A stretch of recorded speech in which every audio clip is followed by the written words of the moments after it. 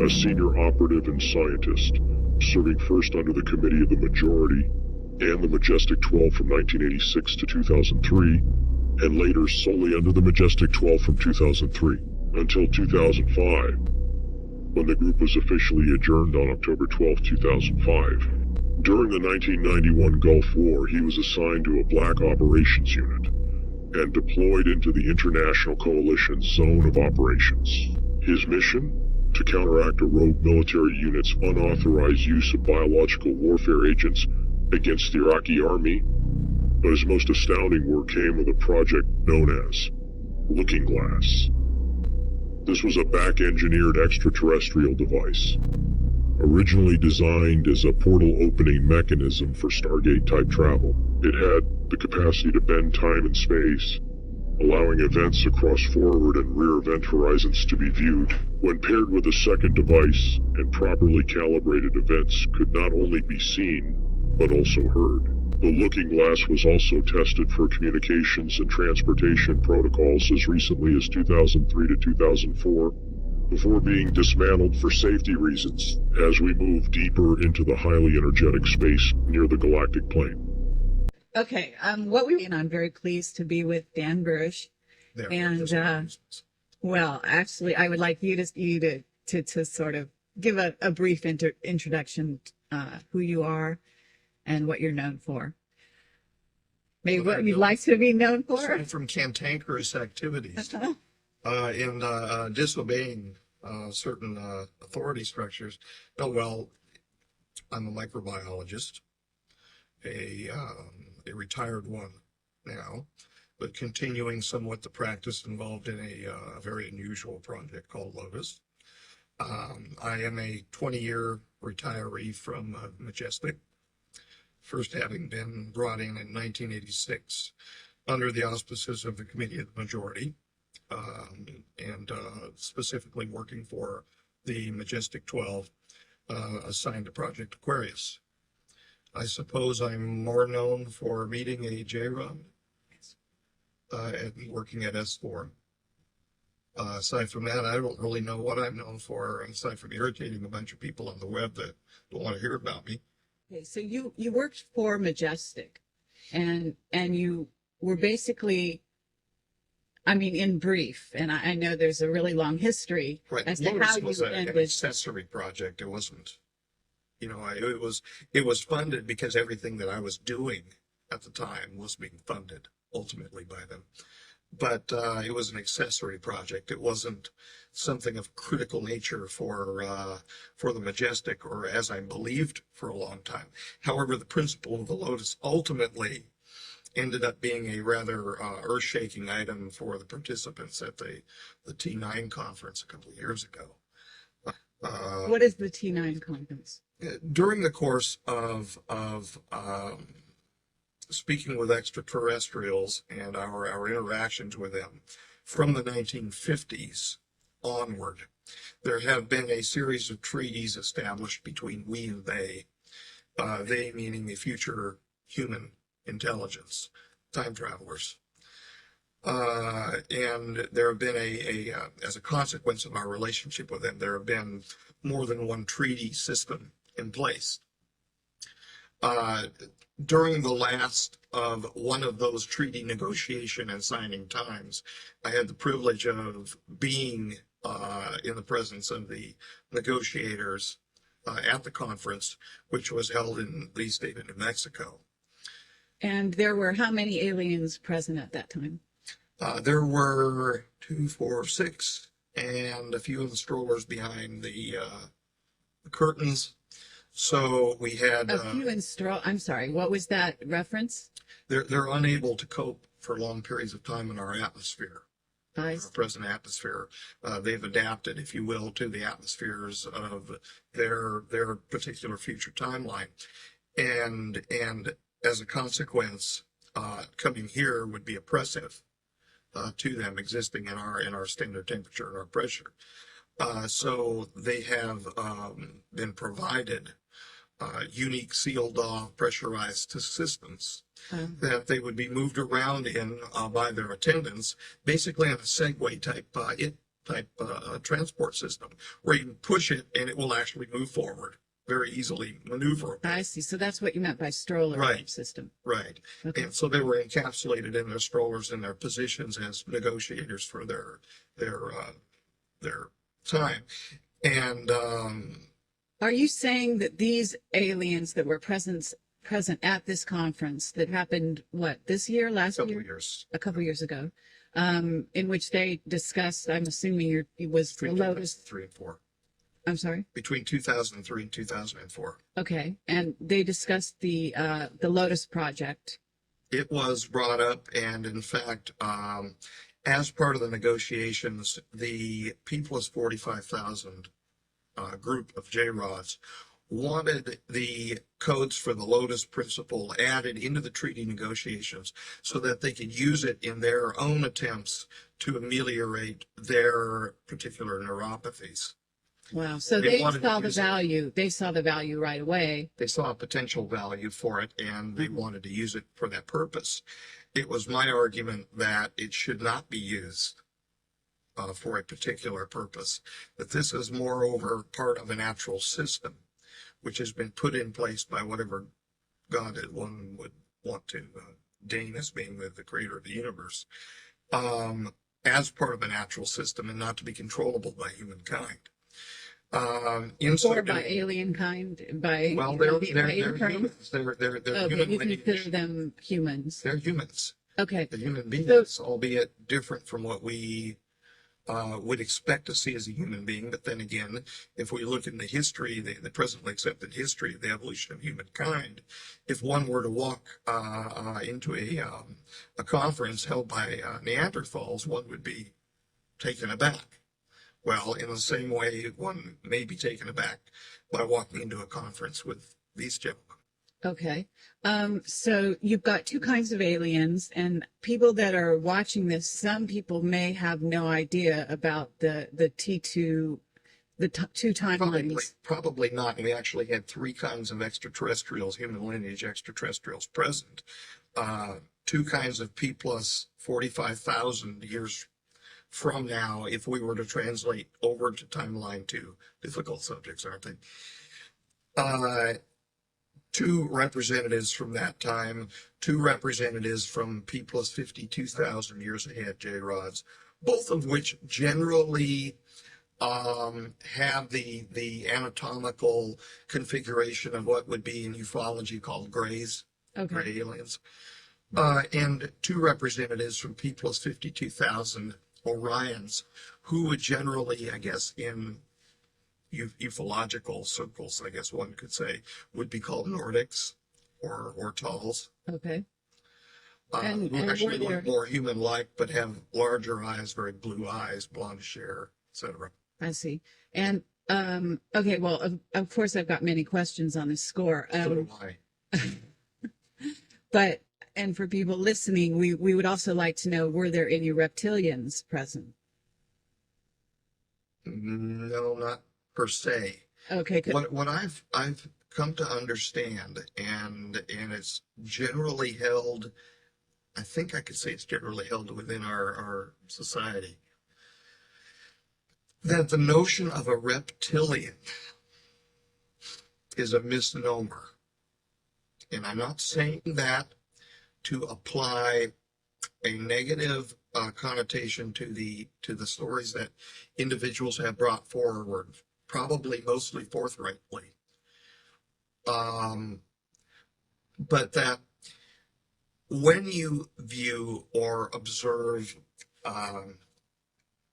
what would be called a gray, what I would call a J-Rod, the particular ruddy configuration of their skin, the changes of the sudoriferous glandular structure of their skin, can make them appear during exacerbations of the illness very reptilian in appearance, and also possibly praying mantis type in appearance. They're also suffering from a cocaine-like syndrome, which makes them lurch forward, so they appear very praying mantis-like.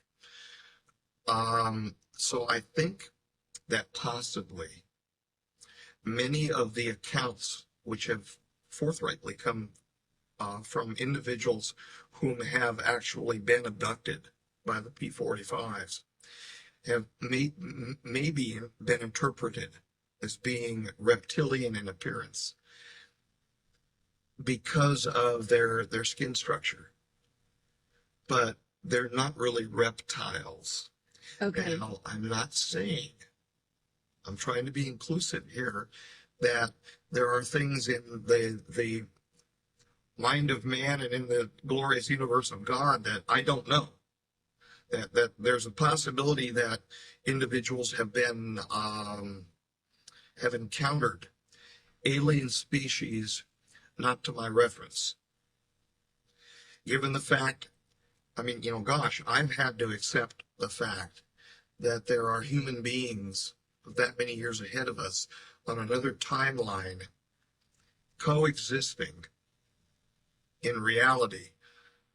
How hard would it be for me to accept that there are other extraterrestrials of non-human lineage, of which I've only been briefed about one, which is an extra-dimensional species, whom have referenced other extraterrestrial species that I know nothing about. Mm-hmm. How hard is it for me to accept that after I've been in the presence of a human lineage extraterrestrial? I don't have a problem with that, but at the same time, I don't have evidence to support it either. Reptilian in that if one were under stress and one had no previous reference to their biology, their pathophysiology, their particular problems, one could reasonably expect out of a group of people experiencing them that more than 50% of the group could probably say that they were reptilian in appearance. Mm. Okay, that's interesting. That's the best I So can their say. appearance morphs to some degree into more of a reptilian Well, under stress, is what you're saying? I'm mean, saying maybe you that don't people like could the word interpret them that way. Okay. Reasonably be expected Visually. to interpret them that way if they do not have a scientific grounding in what they're looking at. Sure. I'm trying to be inclusive of reports of individuals that have no reason to have come forward and say things that they've said for other than the fact that they've experienced something. I'm trying to understand, or maybe help people to understand why they may have interpreted as well. Sure. These things in this way. However, they may have actually come into contact with something which was fully reptilian in appearance. I don't know. I haven't. Exactly. I'm trying to be honest and at the same time tell people, because apparently it's happened to me, that it's okay. That apparently That they were what's happened. abducted and that it's happened. Okay. That they're not Apparently crazy to- what has happened to you? Well, in 1973, I was playing in a park in Southern California in Mayberry Park, and this is going to probably come out in one or more of the versions of the debriefing with me. I was playing baseball with my grandpa in the park, and I was having him throw me a ball so I could catch it over my shoulder. I was trying to run away at the same time that he would throw the ball so I could try to catch the ball like Willie Mays' famous catches. During one of these throws of the ball, I remember looking up toward the sun because it was high in the sky at the time. It was summertime. And glancing away because the sun was blinding me, looking down toward the grass, which was very bright green at the time, and then seeing a flash where the grass appeared to turn black. I appeared, from my perspective, I was covered in a shadow. The shadow reminded me of a triangular bat kite that I had played with my grandfather over the riverbed nearby. And that's the way I basically was able to describe it at the time. I was, 9? I was 9 at the time. Then I remember a flash, immediately. There's a disjoint memory of this. It's not contiguous. Where I saw my grandfather sitting over by a tree several yards away from me. And the sun had clearly moved in its aspect to me, so time had clearly passed. The earth had moved and time had passed. At least several hours had passed. He was very shook up. This is just the first layer of the interview we've uncovered in this 9-part interview. If your curiosity is piqued, subscribe for more videos covering the most historic, consistent stories dealing in the UFO phenomena. We now continue with part 2 of the Dan Burisch interview. I ran over to him, asked him what happened, and he didn't want to talk about it. He said, "You're okay now, you're okay now," and he wanted to go home. So he walked me home immediately over the overpass over Delano Boulevard, and we went home. This precipitated a major domestic upset between my grandparents and my mom and dad. Ultimately, this domestic upset resulted in my grandparents moving out. And around that same time, I was having unusual dreams. And in the dream, I would wake up. Do I think that there were probably dreams now? No. But I would wake up and I would walk from my bedroom through the restroom, which connected between my bedroom and a small laundry area that went to a doorway off the north side of our house. And to the right of that laundry area, there was a closet. That's the closet where my grandpa used to put his work jacket and his work boots. He worked at Gaffers and Sattlers as an enamel dipper, dipping pieces in enamel for manually for things like appliances, stoves, etc. And he would come home every day just covered in enamel dots all over his jacket and his boots. And I would open the door to that closet,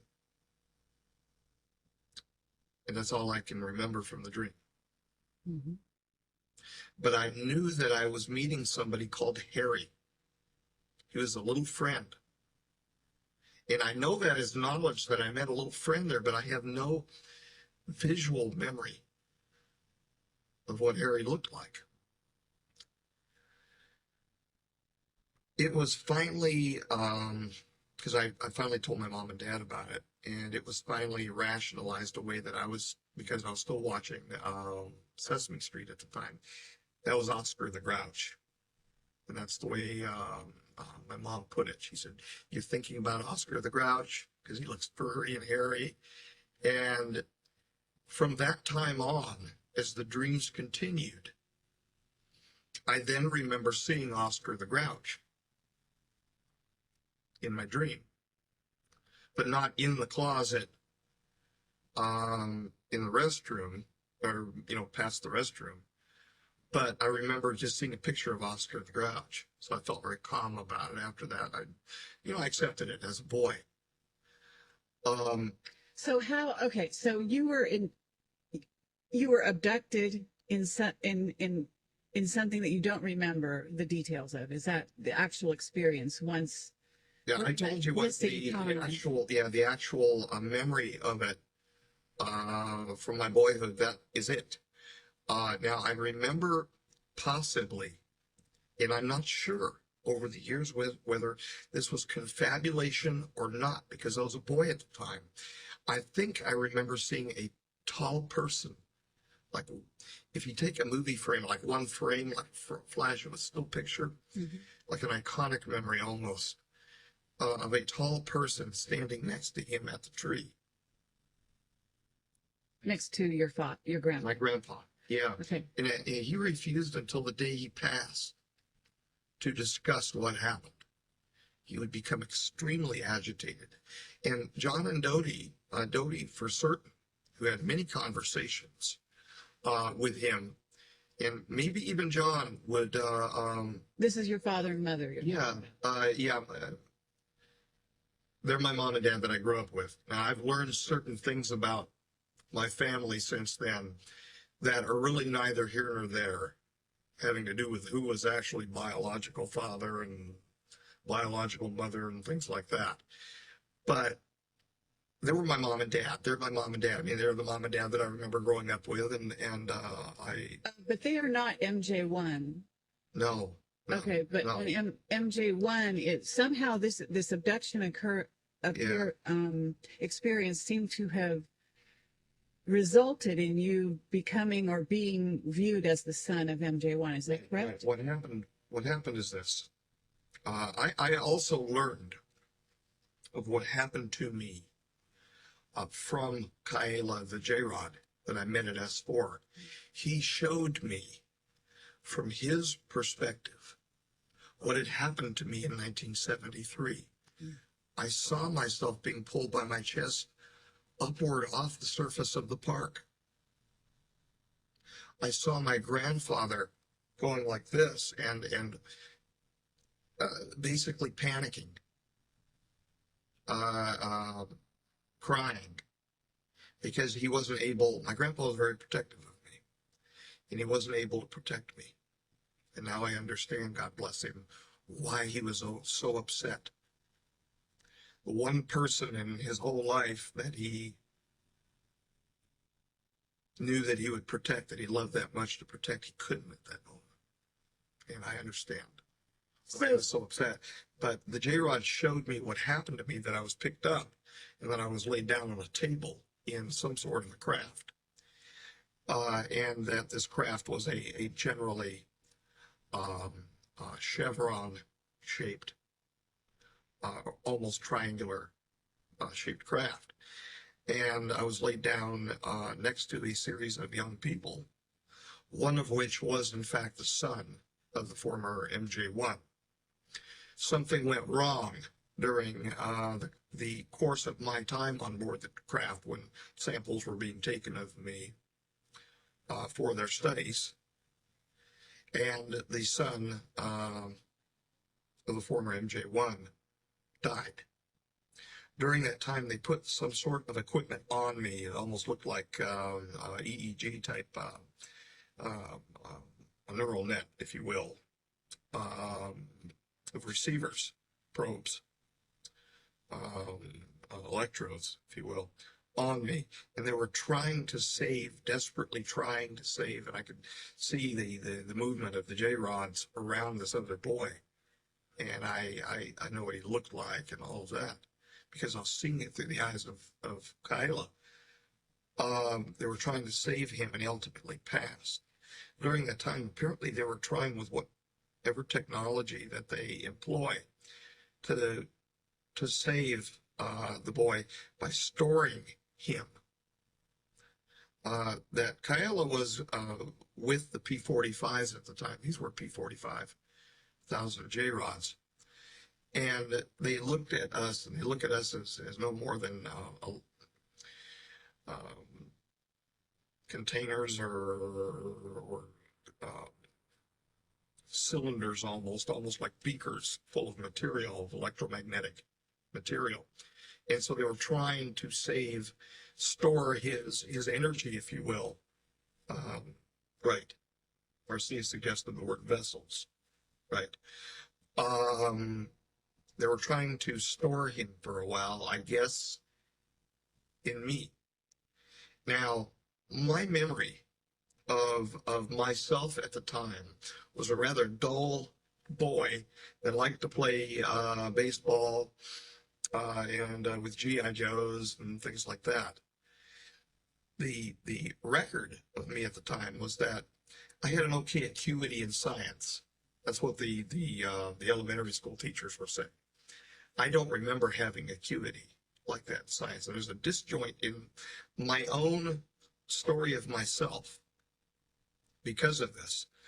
Because after I was put down back in the park, over the course of the next couple of years, there were changes in me. But then again, there should have been, because I was growing up. But there was a substantive intellectual change in me, where I was no longer interested in those same things of my youth. Was that maturation? Probably some of it. Was it a change as a result of what was done with me on board the craft? The Majestic thinks so. Thinks that it has something to do with that other boy, because that other boy was known as very bright in the sciences. And all of a sudden, true enough, I got a hankering for Erlenmeyer flasks and boiling flasks and microscopes that I had never had before.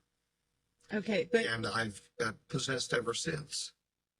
on some level, the MJ1's son that was on the craft next to you that possibly received a soul transfer from, is the MJ group had to be cognizant of what was going on. In other words, They knew that that had happened.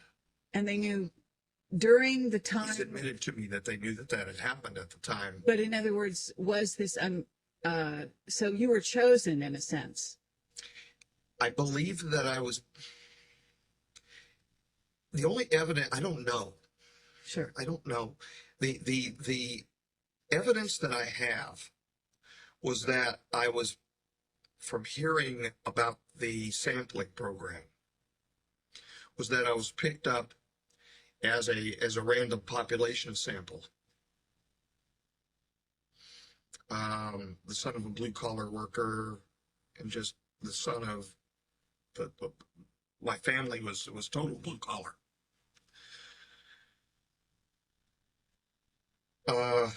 But there are a lot of coincidences that suggest that people were moved into a place to later teach me that happened before 1973.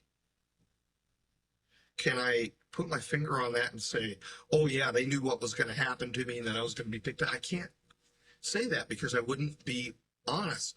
But I get the feeling as though, Marcia has held up 2 letters to me, LG, for looking glass.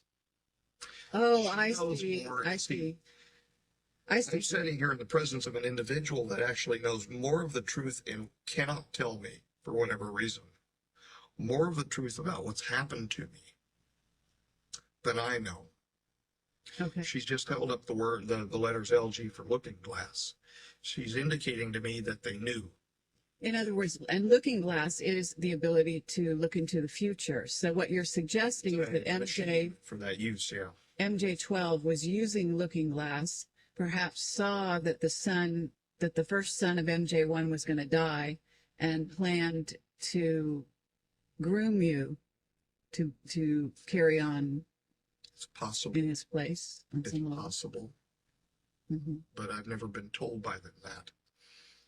Did J. Rod, Excuse me, but when the you- hints have been, forthcoming that is the reality involved. Because, I mean, even, and I don't know for certain that he was ever read into the program. God bless him, Jim, my mentor, Dr. Jim Reynolds. He was moved into places that almost set him up perfectly for Dodie's call, my mom's call that day, to talk with him at Long Beach Memorial Hospital. And she has since admitted, she admitted to Marcy that she received a sum of money. There are some not good things here, and I still love them both for everything that they've done for me. But yet, there's an incompatibility now, because I'm still the 8 or 9-year-old boy in their eyes that they're willing to try to take sovereignty away from.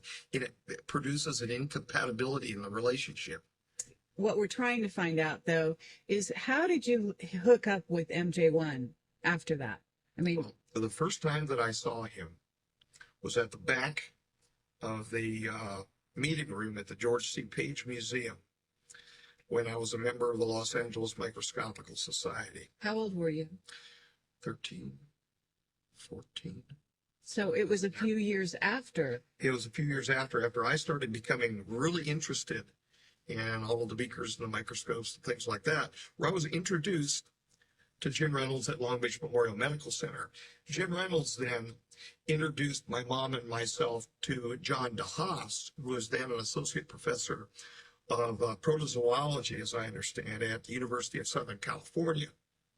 He was also the head of DeHaas Optical, a microscope salesman, who then put me in contact with the Los Angeles Microscopical Society at the George C. Page Museum, with whom he was associated as a member, as a senior member, in fact, at the time.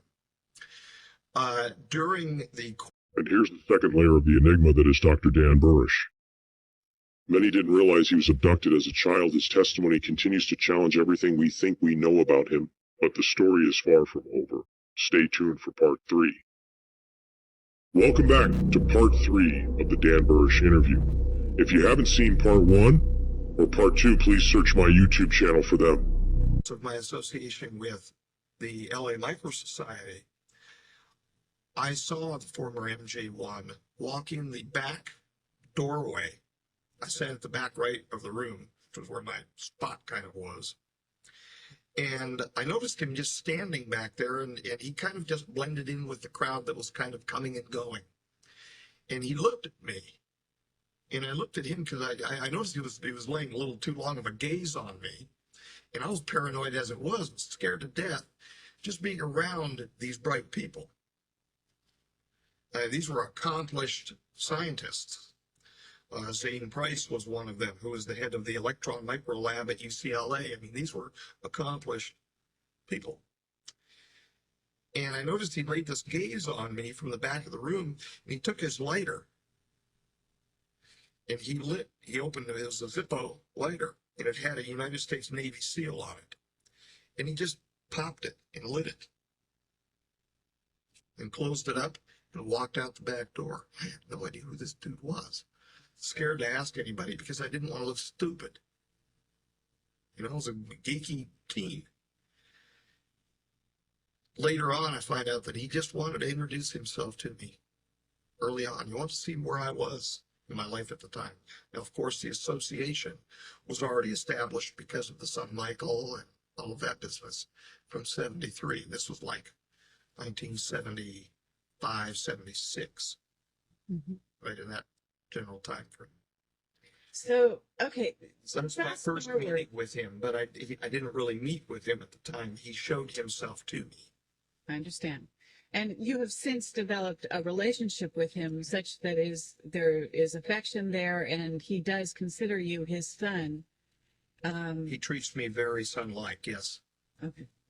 But would you also say that it's his, he regards you as his son literally, or he must be conscious of the shift or the transfer that took place. He knows what happened on board. We've had long discussions about this. Okay. In fact, during we had an entire night discussion about it one night. You know, I'm trying to do the right things by everybody, and that's the only reason why, to be honest, I mean, my debriefing must come out to the public to the extent that the authentic message, the truthful message of what I've seen comes out. And that concerns the extraterrestrial issue. But the rest of it, my losing my knees out at Mayborder Park and falling at the base of the tree where my grandpa was, that's not required. But for people to know that it's not bullshit, being behind it, as messed up as they are, probably more. But yeah, they ought to know that. I'm going to tell you honestly, when I saw Bill Hamilton's segment interview with you, and you're talking about your relationship with J-Rod and how you communicated with him telepathically, that struck me as incredibly real. And from that point on, I was very interested in what you had to say, because I said, this man really experienced this. This is not bullshit. This is the real thing. Yeah. So, if you could reiterate kind of how you started working with J-Rod. He was working with me before I ever knew it. Of course, he was on board, as I understand. I have no memory of him directly, but I mean, as I understand, in 73. He had traveled to 73. And then, this is even what I said to Jeff Ransom on the phone. You know, I said, my God, if this doesn't it boggles my mind when you think about paradoxes to start with. That he traveled to 73, I was picked up, and then he subsequently traveled back to the 53 time frame, and there was a crash, which means that he was held at S4 in 1973 at the time that I was playing baseball with my grandpa, and that he was also on board the craft, impinging into our time, lifting me up. Prosaically, I mean, it sounds crazy, but, you know, it's a paradox, I guess. I mean, but I actually came into direct contact with him at the end of 1993, start of 94. But yeah, there's something wrong with him. During the entirety of my experience around him, he appeared, the best that I can describe as off-shifted. Almost like, well, I mean, he was physical. I felt him through the glove. There was matter there with me, but almost like he was a ghost with a body. He didn't belong. He did not belong where he was. Yet, when he would communicate, when he would do the entrainment, they thump you. It was almost acoustically. They thump you. And until they finally come into contact with the brain level waves where they can begin communicating. And it comes in waves. It's almost like clicks of a dolphin. It comes in waves. And then you feel yourself pulled in as the entrainment is occurring, that the perception is being pulled into his eyes. Very unwieldy feeling. But then they entrain, bringing you down to relaxation, you know, relaxed almost to a theta state, like an 8 hertz type theta state, where you're very, almost like drowsy, and they tell you, you know, they're not going to hurt you. He did that. He actually said that he would not harm me. When he stepped forward on me when we were doing the old bride's dance, as we nicknamed it, where I was supposed to step forward to him, almost like taking a bride step up the aisle. And then he did the thing back to me, almost jokingly, but it was so unwieldy because he broke the protocol. It's like everything that had been established of trust at that moment, it went to hell. And I got so afraid. There was an animal response in me at that moment, a very, very human animalistic response of get me the hell out of here. And I stepped backward and fell backward onto my back. And that is really what I perceived myself as doing. I said to Jeff, I said, felt like I was a cockroach, you know, lying on my back in there. And he walked up onto me. I heard them yelling, fire the repress. They were going to intumesce him. They were going to hurt him so that he wouldn't hurt me. And I was trying to yell no, and I'm not even sure to this day if I really yelled no or if it was just in my mind. The stress was that bad at the moment. And he literally walked up onto me and sat on my chest. He didn't knock me over. I mean, there was, I think Ron or a couple other people said, oh, you know, he knocked you over in the clean. He couldn't knock me over. He was too weak to knock me over. He even if he wasn't given his size, he couldn't have knocked me over. And how tall was he? Just a little over 3 feet, hunched down, almost 4 feet if he was to be extended out lengthwise, if he would be lying on his back and extended out lengthwise. But the malady the pathologies under which he was suffering caused him to have weakness, change of gait, change of stance, where most of the time he was extremely hunched over forward, and he really couldn't stand up straight. When he would walk, he would wobble and kind of shuffle. So he got on your chest. He walked onto your chest, or sat on your chest. He was actually sitting on my abdomen area, but he was leaning forward with his hands onto my chest. Was he? Down. So he was communicating at that moment that he wasn't going to hurt you? Yes, he said, I won't hurt you, Beanie. He called me Beanie. And that goes to Beanie. He broke English up very strangely. And you heard this in your head, I'm assuming. I heard it in my head. It wasn't out loud. No, I heard it in my head, in my own introspective voice, but clearly not coming from me. Mm-hmm. You know the sound of yourself when you talk to yourself, self-talk. It's the same sound, except it's the wrong linguistics. It's the wrong wording. You could tell it's not you.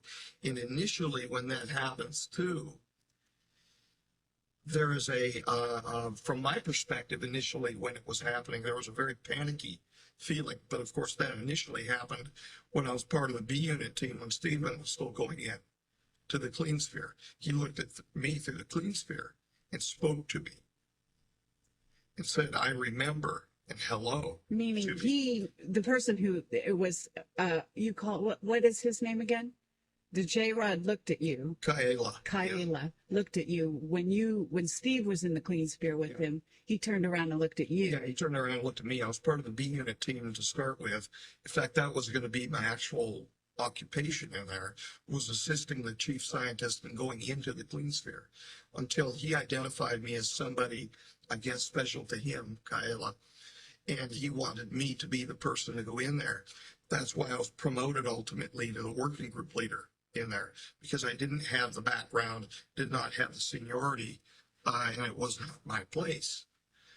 But that's why the promotion happened. It was okay, a lot of promotions happen in the world, I think, but but to go back the to principle. He went onto your chest. He told you he wasn't going to hurt you. Did they actually zap him then, or did they? I don't believe so, because I would have felt he began to entrain me immediately and strongly, and he relaxed me. The enkephalins, the endorphins were going big time. They entrain on several levels, and they're able to relax you by actually flooding you with natural opiates. Mm-hmm. Runner's high.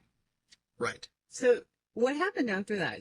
I'm assuming The you got high to. that you receive as you're going through natural death process. Mm-hmm. Yeah, when you naturally kick up the, But okay. But what happened after that? After that, I began to sink away from what was going on in the clean sphere, and with the panic that was going on over the radios, because I heard them. We had two separate units, an A unit and a B unit on the radio. They were like separate radio frequencies, and I could push the button and talk independently, but they were stepping over each other, screaming, saying, get a secondary unit ready to get me out of there. They were going to enter in to pull me out, and you can't just step in there that quickly. I mean, they've got to suit somebody up, bring them in, and you knew before you were going in there that the J-Rod, we were trained that they were a threat. And so that we were not supposed to communicate privately with them or anything like that, that we had a certain job to do and we were to get it done. And that was the scientific job of removing the samples, and then the studying of the samples for the back engineering, these are the reversing like chemicals. The idea was to reverse an illness that he and his people have. Yeah, we were the 52. The 52s, and what we were trying to do initially, jumping off onto the biology a little bit, what we were trying to do is we were trying to actually strip the exterior cytoplasm off from the cells and produce cells which would be independently functioning. Then to understand those cells biochemically, genetically, so that those cells could then be re-added as a graft into the J-rod to attempt to ameliorate the neuropathy. That's what one of the stated goals was. Easier said than done. But So, okay. we were told, though, that if something would go wrong in there would be no immediate fix. You weren't a million miles away, but you were several thousand when you were inside there. So you were very alone, even though you had radio communication. It was essentially being isolated on a space shuttle, if you will. And not that easy to get you home. Because they had to do all of the repressurizations of the gantry, bring somebody new in, then get you out, then get you detox, the cleansing, the decontamination, and then get you out of there, then get you out of the suit, then give you medical treatment. So we're talking a couple hours. So if something goes wrong in there, and they were potentially able to harm you because of the entrainment, you're dead. You've just reviewed part 3 of Dan Burisch's interview, and as we go deeper down the rabbit hole, I suggest you do your own research on his story. I hope you're excited about part 4 as the story gets even more extreme.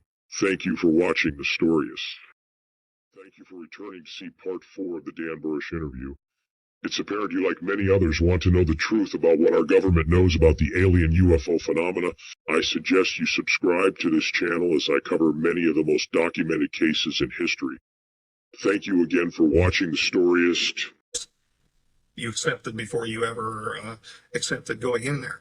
But to a large part, it wasn't bravado on our part saying it's no big thing, but you had to accept that just to work inside the facility. You knew that if there was a contamination, if the alarms started going off, the old joke was get in a straight back chair and lean way over and kiss your goodbye. It was over. Because if the alarms started going off, you were sealed into the facility, and they were going to pump the gas in and fire the fuel air device. Boom. That's what the explosive valves were for, the so-called escape tunnels. For you to get out in case there was an emergency, those were blow-off vents. So they could blow off and explode the facility, blow off out of the papoose range, and keep the remainder of the facility intact. So, but your experience with the J-Rod and the other ones you've met were you afraid for your life at any time? In other words, I was afraid for my life when he stepped toward me. Absolutely, I was. At that moment, but it was a very transient, it was an ephemeral moment. How did you? It passed off very quickly because biochemistry helped me calm down when he trained me. How did you feel, though, in your sort of interactions with him? In other words, do you feel that you said you didn't remember knowing him in the original meeting in the spaceship, right? Right. But he remembered clearly. He remembered. So did you feel that you actually developed a friendship with this being? Absolutely did. And that it grew over time, or did you feel that it was instantly there? That's a good question. I'll say that I felt a kinship to him all along from the time that he first looked over at me. And that may have been a consequence of me being picked up in the park. That may have been. My trust in what he was saying to me grew over time. So I remember asking you that. Yeah, Specifically asking you that. my trust grew over time. But there was an kinship there with him. And I think that may have started because of the pickup in '73. I think, but I'm trying to surmise it. There was a pickup of the jovial nature of our friendship over time, certainly, because I've got kind of a strange sense of humor, and he was able to be friends with that kind of same weird sense of humor, where he would look over at me. He would tell me that what his behavior was, because I couldn't tell when he was happy or when he was sad because of physical characteristics that easily. You know, you can tell fairly quickly with a human being from now if they're happy, if they're smiling at you. But I couldn't tell if that was pain or what it was on his face until he specifically informed me that that's his smile, that's his laugh. As that grew, and my relationship with him grew, I became more attuned to his physical responses as well. And I think that picked our friendship up as well, because I'm more associating with another human being with physical reactions as well, you know, in the communication. And they were less so. So that was difficult. That was very difficult until I became attuned, where I became more relaxed into what his physical responses were. When I knew he was laughing after that, then that got me into trouble with the folks in the facility, because I reacted naturally to his physical responses. And so I would smile or whatever over at him, and they would say, "What is transpiring between you two?" I'd hear it come over the radio. Mm-hmm. Sometimes I would out and out lie to them and say nothing, because I was afraid. I had a fear of losing his friendship too, because I wanted to learn more from him. And so I was willing. And these are the same people that, you know, will point a gun at me with very little compunction against it. I was willing to befriend him too, because he was a captive there, as I was feeling too a captive within Majestic, because I had been brought into a program that I had no clue before what I was being brought into. So I felt kind of trespassed against too. Mm-hmm. So you had a camaraderie in that sense. Yeah, we were both prisoners in our own right.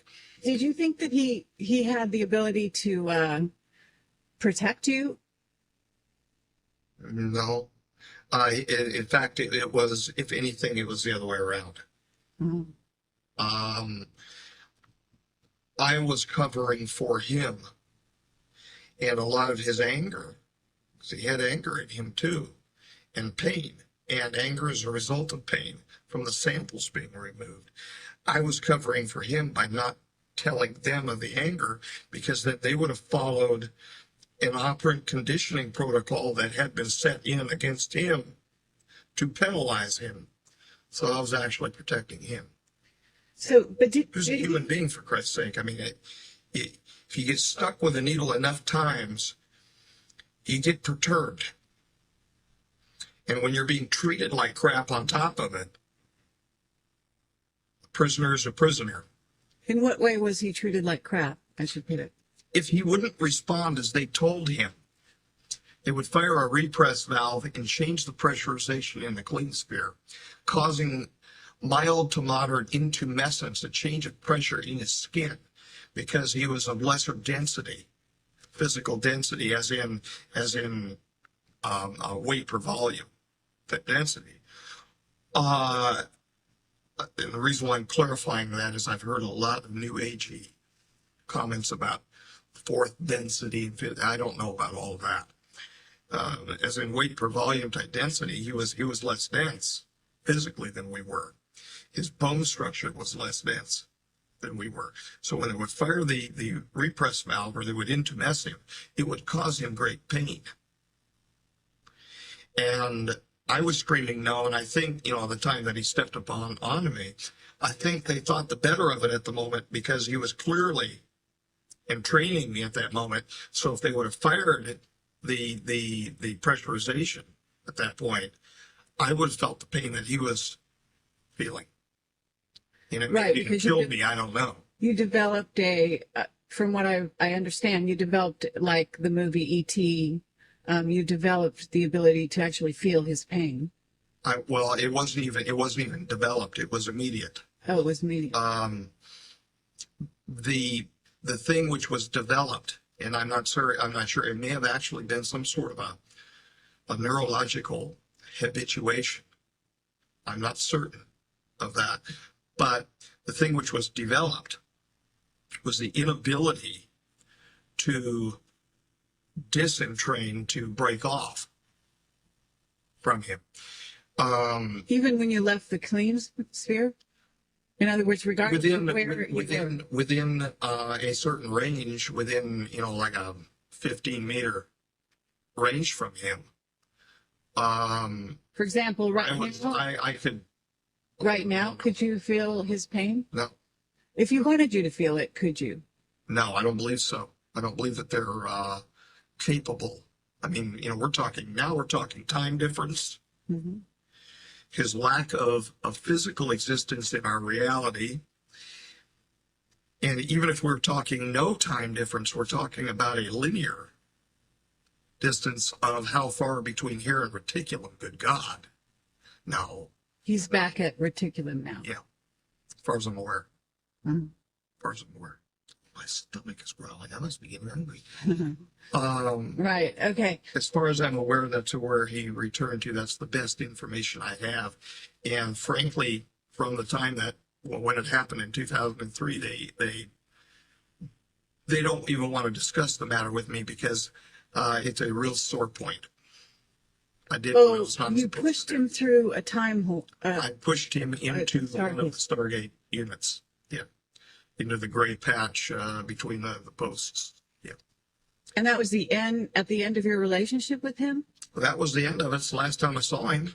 I mean, but they said it was the end of their relationship with him too, which is why they're so pissed off. Why were you motivated to push him into He asked me to. He told me he wanted to go home. He wanted to see his son. So I did. So he was a prisoner, but at some point you were in a position. I'm thinking this was in Egypt. Somehow you guys were taken to Egypt. Yeah, I was flown there. Yeah. And so was he. Yeah, but over a different transport. He was already present by the time of my arrival.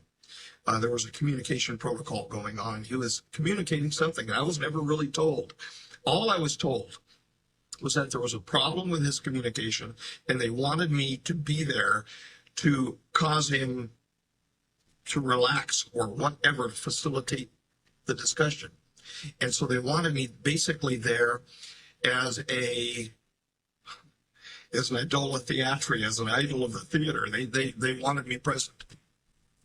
They wanted me there as a ruse of kinship with him. And and the kinship was no ruse, and that's something that they misinterpreted, I guess, over these years, that I have more of a kinship with a present-day human versus him. And to me, although he was offset, although he appeared different, that he didn't belong, he's still a human being, and a human is a human is a human to me. So I had a true friendship with him. There was a true affection there between the two, because he was showing me things from his childhood and I was showing him things from mine, and we were actually enjoying each other's experience of each other, a friendship. It was a true friendship, and I don't really think that Majestic ever regarded it that way. They feel themselves so damn superior, or that we're superior to them. And maybe it's a reaction. I don't know, maybe I'm rationalizing it, that it's a reaction to the P-45's feeling that we're inferior. The so-called rogues feeling of us, maybe it's some sort of a railing against that, or a reaction against that they developed the attitude. I don't know, but I know that I wasn't superior to him and he wasn't superior to me. Much brighter, but we're still just human beings. And just because somebody is brighter than somebody else, it doesn't mean they're superior. So I'm just trying to figure out why in Egypt he was there. I'm obviously doing some work with them. He was there as part of a communication program that they had ongoing after our program, well, way after, almost a decade. Almost 10 years later. Well, I mean, it had ended in 96. And we had some more briefings in 97, but that was about it. So you're saying that this happened recently, that you pushed him into the Stargate? It happened at the end of 2003. And I could tell from the relationship with him that he was being honest with me. Now, again, there have been those that have criticized and said, well, look, this guy is 52,000 years along and evolutionary line, which does not necessarily make him smarter, but certainly not better. I mean, look at the pathology, but that he had the ability, if he was a human being, to lie. Yep. And we talked with each other about lying, and Majestic never knew that. But he told me about things which would be happening in the future, generally inconsequential things. And then there were some very consequential items. But some generally inconsequential things that happened subsequent, which told me not only was he from the future, that he had access to future material because nobody could have predicted conversations, but that he was being honest with me as well. I could feel his heart. And that's all we can really do. They turn it into a joke on Coast to Coast. The Coast to Coast AM Challenge with Bill Burns and George Norrie. Will you step up to the plate and take this polygraph exam? No, because a polygraph doesn't work. If a polygraph worked, we wouldn't need juries. We judge other people, other human beings, by their honesty, by empirical data and evidence as well, but by their spirit as well. And now that you've come this far, listening to Dan, many of you may feel what you're hearing is very difficult to believe. A man having a friendship with an alien being when he worked at Area 51 is truly an amazing claim. Let me end this part with a single question to all of you questioning if he's telling the truth. When performing a Google picture search on his name, a picture of his body was found with massive trauma, with a post in Farsi. By using AI to translate, you can read for yourself how the body was found. And I quote, "When the police found his body, he was naked in his home, appearing to have been horrifically tortured. His neighbors reported that Dr. Burisch had seemed extremely anxious and would securely lock all doors and windows of his house every night. I believe we can all agree it's illogical to think a man was killed for telling a lie." Stay tuned for part 5 of this 9-part series. I'm glad you made it this far. I know many of you may not have heard all of the story that Dan discloses in this interview, unlike the possibilities of false flag agents that we're presented with today. The late 90s and early 2000s didn't have any that were presented to us as Area 51 was still considered to be a highly taboo classified subject. One thing I'm sure you've realized is there are certain points discussed in this interview that are the same as we've heard in the past from other early whistleblowers discussing the alien's name. Bill Uhouse served 10 years in the Marine Corps as a fighter pilot and 4 years with the Air Force at Wright-Patterson Air Force Base. He testifies in this interview from 2000 that the first disc the U.S. government tested was a re-engineered ET craft that crashed in Kingman, Arizona in 1958.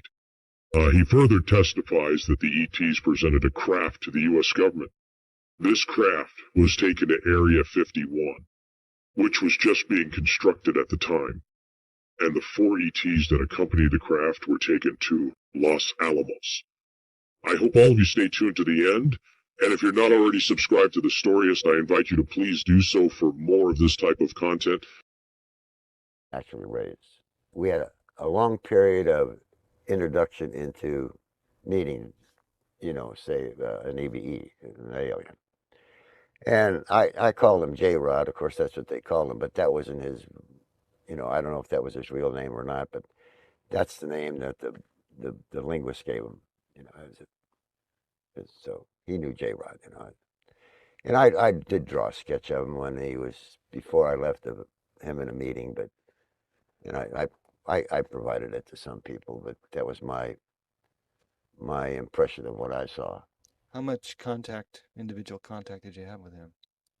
Oh, he used to come in with Teller and some of the other guys occasionally on questions that maybe we'd have, you know. But you got to understand that everything was, you know, specific to the group. If it wasn't specific to the group, you couldn't talk about it, Mm-hmm. you know. So Need to know. need to know. And you know, and he would talk, but he'd sound just like if you spoke, he'd sound like you.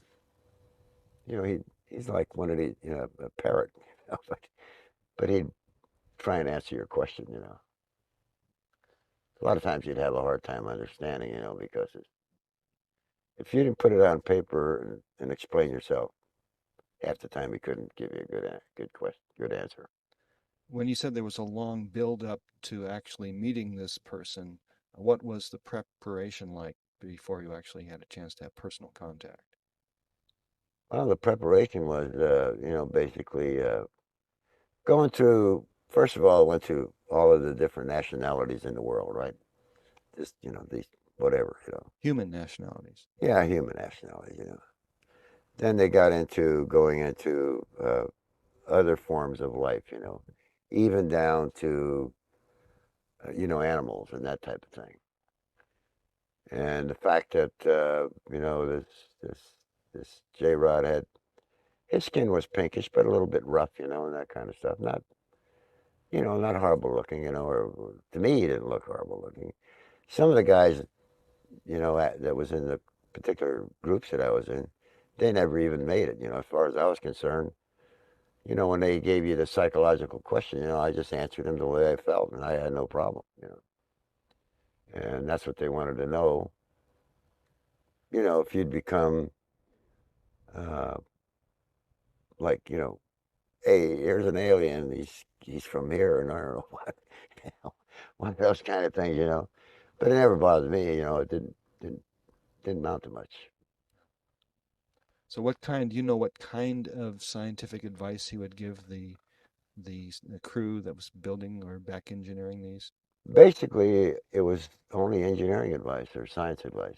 And the spirit that I judged him by was what I was feeling from him, from his heart, from his mind.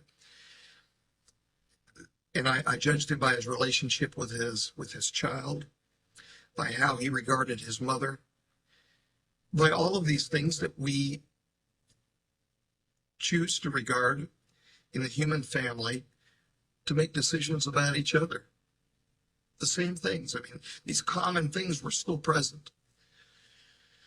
So There were very, you know, many uncommon aspects to their society, to the negating of emotion and the negating of personal names out in society, but still being carried within families. There was a common theme to the human family, which was still extant in his time, and I used that as part of my prudent discernment of him, or God, I hope it was, that he was a good human being. so you assisted him in going through the Stargate. I pushed the Segway type transport set on the stroller. They looked like bell jars almost, over the top of Segway type strollers where you could, you know, almost waist height where the bar was, where you could push it in whatever direction, and it took very little effort to move it. And he asked me to go home. So you pushed him, and Did. what happened to you when you pushed him? I pushed forward, then the next feeling was a feeling of numbness. I, for a brief moment, I thought I really screwed up, maybe killed myself or whatever, because I literally felt numb everywhere. Then I remember a flash of gray, and then I was seated coughing on a block about 20, 30 meters away, maybe. And I had people rushing up to me, still over dramatically, actually cocking an automatic firearm at me, screaming at me. And I was grabbed, picked up from the block, and taken over and said, you know, you're under arrest. And I mean, I committed a violation of the protocols, and I was being threatened with weapons to my head and things like that. So how did What did he say to you? And are you a spy? And they were just acting paranoid. No, I wasn't a spy. I just shoved him into the Stargate, and he went bye-bye. And that's essentially what happened. how did Majestic react after that to you? Very angry, including the people with whom I'm the closest, save the one present. Very angry toward me. And how do they act? How does the Majestic act when it's angry? I guess this gets back to haven't you been tortured? I mean, isn't this right? I don't call it torture, aside from the fact that I've been falsely imprisoned. That's torture. I was, for a couple periods of time, put at S4 in level 3 and basically told that's where you are for now. Level 3 meaning was it a cell? No, it was one of the rooms, one of the small suites, if you will, which were originally put in. There's 12 of them in this trident. There's 3 groups of 4, and I was put in Bay Unit 1 over to the left, and it was essentially, it contained all the amenities. I could ask for food, got anything I wanted, except for I couldn't leave. There was no freedom. I consider that torture. The other items are acts of unkindness. And acts of unkindness from Majestic can range from everything from psychological unkindness, being rude to you, to being threatening, to being physically harmful. And I have been beaten, I have been slapped, I have been physically restrained, meaning handcuffed, and beaten and slapped. I have been put under lights. Well, hell, I had friends doing that to me. But I had, put under intense lights and while being handcuffed, as in interrogated. I have been told to shut my mouth to the point where 2 people grabbed me.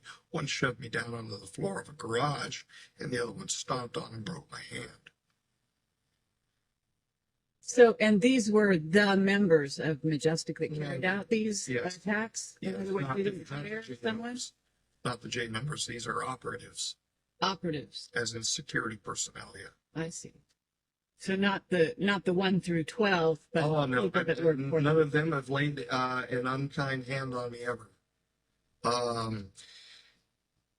Great affection, if anything, out of them. But they were under Then again, one can orders. show great affection to a pet.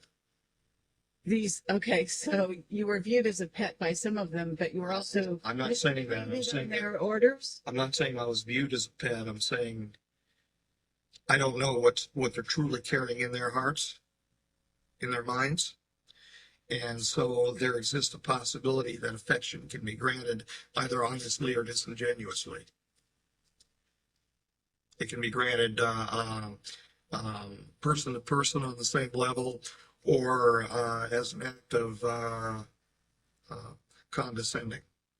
Well, let's back up a tiny bit. Well, Majestic. yeah, she brought up the name Tenet. George Tenet.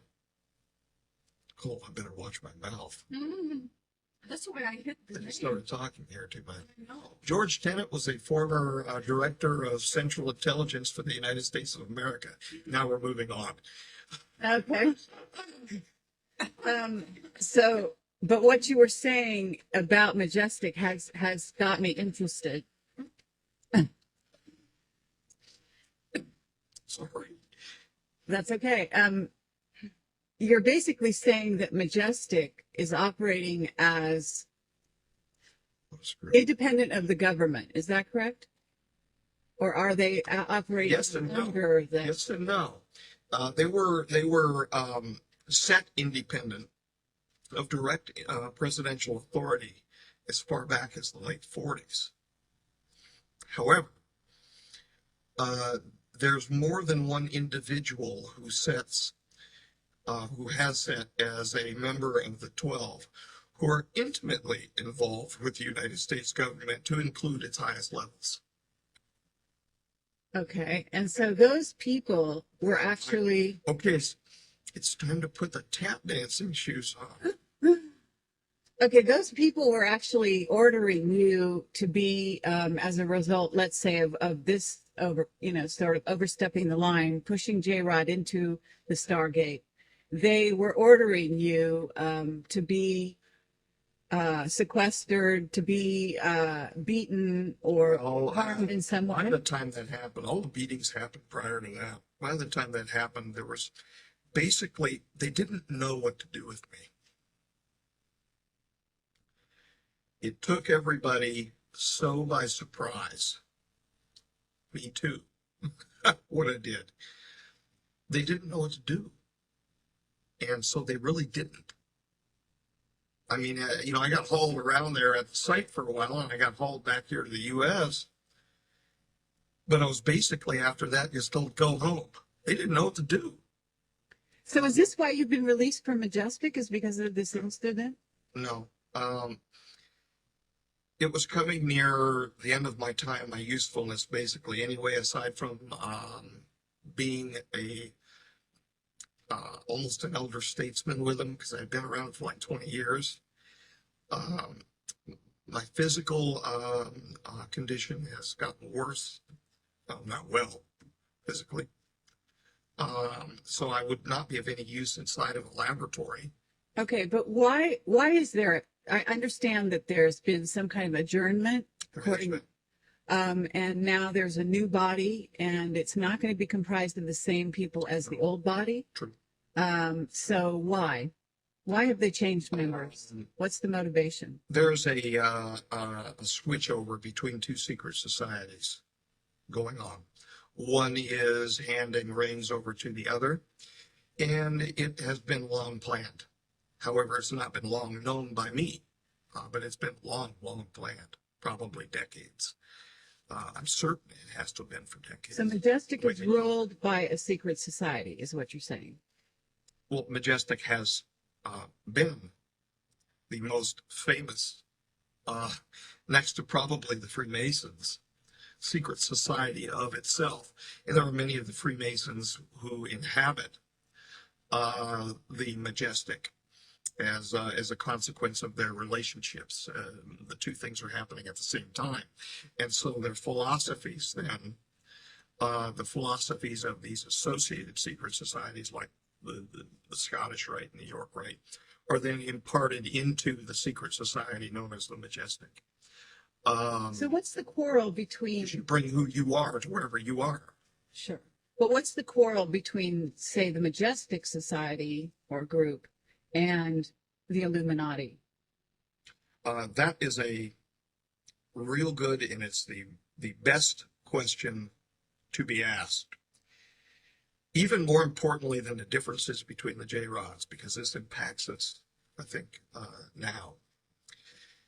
Many members of the upper echelon, and I don't mean the hard-working people who work on construction sites, for God's sakes, but many people who are in the upper echelon of the Masonic movement, both York and Scottish Rite,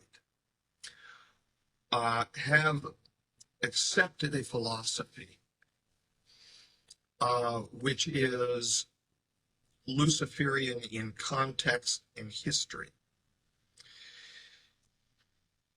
Many of the people who are not directly then involved with the Majestic, who are also associated with that Luciferian philosophy, have rubbed up against each other for decades, probably even longer. So somewhere along the line in history, there was a schism between those individuals who have accepted the Luciferian history, Luciferian philosophy, mixed with other secret society people who have not, that ended up in the Majestic, and people who have accepted a Luciferian almost like a different denomination, if you will, accepted a Luciferian philosophy, who are not associated with the majestic. In other words, we've got dirty coins on both sides. Okay. And when you say a Luciferian Now, philosophy, meaning a materialistic, and for lack of a better term, when it comes to the actual European Illuminati, satanic philosophy, where they've given their lives, their families, their sacred honor to this satanic thought of creating a world order under the person that they consider the true God, which would be a Luciferian figure. Now, these people have also, separating them from the dirty coins in the majestic side, these people have also been accepting of the influence of the P45 rogues, who want to justify their own history by our demise of moving from timeline 1 over to timeline 2, a catastrophe. And so the differences between the majestic group, some of which there have been these Luciferians mixed in, and the true Illuminati. This brings part 5 to an end. One can't help but compare Bill Cooper discussing the Illuminati and Dan talking about good versus evil. J. Rod was described like many of us have heard, with large eyes and short stature. Many of you, like myself, may have found it fascinating that the alien's genitalia was in the shape of an electrical socket, as shown in the sketch taken from Dan's description below. Stay tuned for part 6 of the Dan Burisch interview. You're about to watch part 6 of the Dan Burisch interview. But first, I would like to introduce a new expert witness to our story. In 2005, Bill Hamilton held a lecture discussing Dan in extreme detail. What you are about to hear in this extremely rare clip is his disclosure. Bill speaks of GPs, the alien treaty, the doctrine of the convergent timeline paradox, and the reason, according to Dan, of why there is such secrecy surrounding the alien phenomena. If you find this kind of content interesting, I hope you all will subscribe to my channel. Thank you for watching The Storyist. By the way, note that. I have a lot of information I keep putting out there. Okay, next. Okay, now I'm going to introduce you to the man here, Dr. Dan Burisch, previously known as Dr. Dan Crane. He had his name legally changed in Las Vegas, Nevada. I have the court record on that. He showed an aptitude for microbiology when he was a young boy. He got his first microscope when he was only 5 years old, and his first telescope a couple of years later. When he was only 8 years old, he was taken under the wing of the director of pathology for a major hospital in California. He was born here in California, Southern California. And I recently found out he had a reunion meeting with this doctor in Las Vegas recently. And he's very precocious. He's a brilliant man. He was taught the art and science of histology, medical microbiology very early on. So let's go to the next one. Dan was recruited in 1986, according to his story, and he is putting it down in detail in a video debrief right now. I'm going to just pause for a moment to tell you that what I'm telling you has become extremely controversial, just like the Bob Lazar case. But to an extreme degree, there's a lot of polarization. There are certain individuals on the internet who have called Dan directly a fraud and a lot of dirty names, okay, which he doesn't deserve. Others who idolize him, okay, that's not me either. All I did was, and I was alerted to the document that was leaked called the Q94 document. It was the most technical document I had ever seen. It had a lot of biological, microbiological terms in it. I first saw it in 1999. Negotiated with the lady who sent me a copy, who was going by the name of B.J. Wolf at the time. That was just a pen name that she had on a book called Eagles Disobey, and it was about Inca City on Mars. And it was ghost written for Dan and two of his compatriots. And so she had to learn more and more about Dan. She said as she did, she found out that he worked up at the Site 4 facility, Area 51. He was in black operations. And found out more and more about him, which story was not the complete truth. But it was enough to hook me, and in April 2002, she asked me for some help, and because her original intention was, we're going to spring Dan. And I'm going, oh yeah, right. What we'll do is we'll pick him up in a car, we'll transfer him to another car, we'll drive him down to Hollywood, and I'll put him on a TV station just like that. Boy, was I dreaming. I don't know what I was dreaming that night. Anyways, that wasn't about to happen. Before I left for Las Vegas to meet with Marcy, she called me at work on a Friday in the late afternoon before I left, and she said, how would you like to meet Dan when you come here? And I said, can you arrange that? And she said, yes. And so I went over there in April 2002, walked into our meeting place, which was in a library. And I first saw Dan sitting at a table. He had a briefcase open. He had paper spread all over the table. I was dressed casually, but I have a lot of hats, and I had one of these baseball caps that said U.S. Air Force on it because I was in the Air Force. He saw this. He just grabbed all this paper, stuffed it into the briefcase that he had, shut the briefcase, grabbed it, and ran for the elevator. I said, whoa. I said, what's going on, Marcy? She says, I'll handle it. I'll be back in a minute. She went, tried to explain things to him. About 5 minutes later, came back into the room, beckoned to me, and he shook my hands, and the first time he was shaking. He says, you understand I have to be careful. And I said, can we talk? And he says, let's go to a private room. I got a private room. My first talk with him lasted about an hour, and I asked him questions.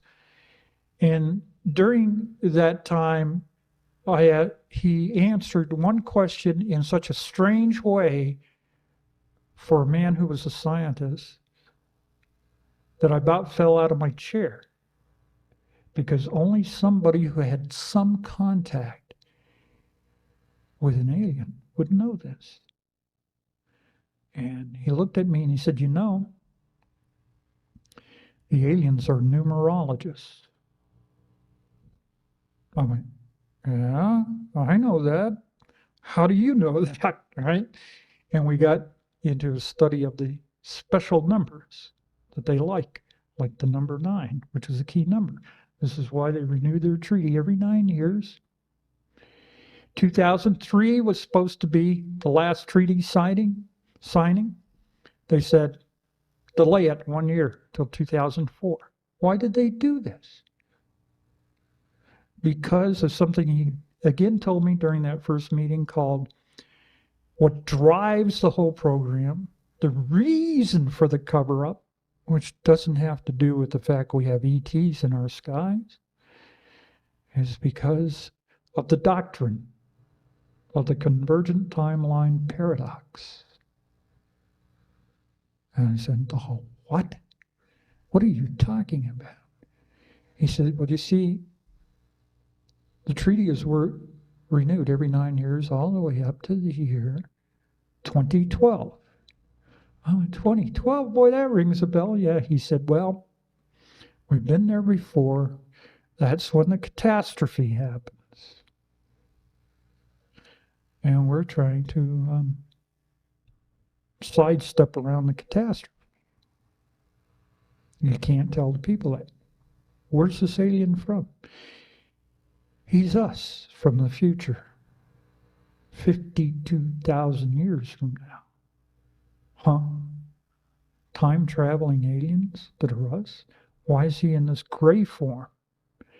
He says after the catastrophe, a period of time, the human genome split. And one became the J-Rods and the other became tall, blonde Nordics. So that it was like you take the left brain and split it from the right brain, right? And the qualities of one went one way and qualities of the other went another way. And I say, oh, I see. Nobody will believe it. Here's Dan at an earlier time standing outside the little alien. He was approached by agents that said they worked for the Department of Naval Intelligence. Don't look it up. Doesn't exist. There's an Office of Naval Intelligence, not a department.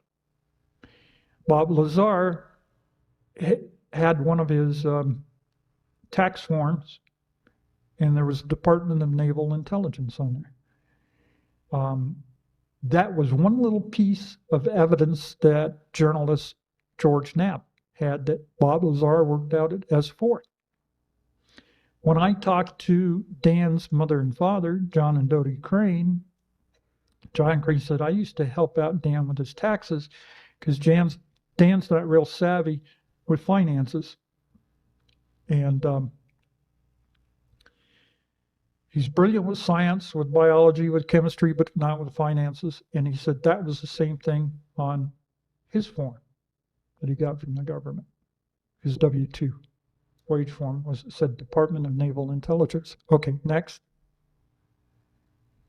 Here's just one thing inviting Dan to join the New York Academy of Sciences. He said that he got his PhD from State University, New York. There's a possibility that the New York Academy of Sciences gets new PhD candidates lists and sends them an invitation. We can get no confirmation that there was ever a student by the name of Dan Crane, Dan Burisch, or any combination thereof at State University in New York. We do have a notarized statement by a man who worked with Dan, who said he was going to go into a business on the side with Dan, called State University, New York in 1995, and they confirmed at that time his PhD. We have another notarized statement from his mother that said she got it in one of these cylinders that you get in the mail. So he had that document, and then it was handed over to his wife, who promptly put it away in a vault and made it inaccessible. Okay, next. But we do know that Dan graduated from the University of Nevada at Las Vegas. And here he is working in a chem lab. He wanted to be a medical doctor at the time because his grandfather died of cancer. He wanted to find a cure for cancer. He was excellent in the field of biochemistry. He refused to falsify some test results that one of the professors was experimenting with, I believe it was Laetrile on mice. At that time, it was a popular way to treat cancer. And he refused to endorse the test results. And the professor said, I can blackball you at the school. And he went home, and his father brought him back, and he enrolled in psychology just to finish up his degree. But he does have all the credits requisite for biology, and even has a graduation ring It says BS in biology. Okay, next. And Dan didn't always work up at S4. They only had him working up there a couple of years. I think from 1992 through early 1995. And then he lived in town. He was only called up every now and then for in an advisory role, or they would say, get out your microscope, we want you to look at this, different things like that. So he had taken a regular job as a parole officer with the sheriff's department, later on in security. They were required to have jobs like this. Well, for one thing, Majestic doesn't give him a paycheck. They will provide for his needs, but no paycheck, nothing traceable anymore, right? Especially since Lazar opened up his mouth. So, his wife worked, he worked, and he wanted to follow up on something he had learned directly from direct communication with the J-Rod, which was to drill down into ancient bedrock up here on Frenchman Mountain, which is on the east side of Las Vegas, coincidentally near where John Lear lives. And there, he picked up a sample of something down in the bedrock that he looked under a microscope, and this is when he discovered this amazing particle he calls the Ganesh particle. We do not know what it is. He believes it's some kind of, well, I believe it's a micro form of what we call ball lightning or plasma. But this thing carries a program, and it seems to emerge when a crystal is electrically stimulated with a certain voltage, seems to emerge out of what he calls a portal. Now, what does it do? Well, he discovered if you put a cell, a denuded cell or a damaged cell, near this Ganesh particle, it generates what in biology they call a cross bridge. And the cross bridge connects with the cell and regenerates. Dan has gone way beyond that to the point of where he now thinks on any planet where you have silicon dioxide, which means you may have oxygen in the atmosphere, silicon dioxide in the soil, where it can form crystals, you may get these Ganesh particles, and it may be these Ganesh particles that generated the first monocells, prokaryotic cells, or ancient archaean cells, and maybe even further on, eukaryotic multi-celled creatures. But, and I agree with him here, because the more and more I studied molecular biology myself, I had to go to class at UCLA to try to keep up with some of this terminology.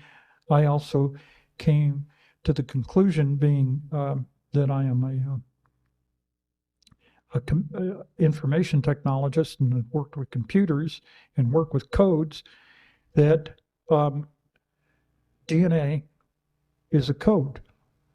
And that code contains an instruction set.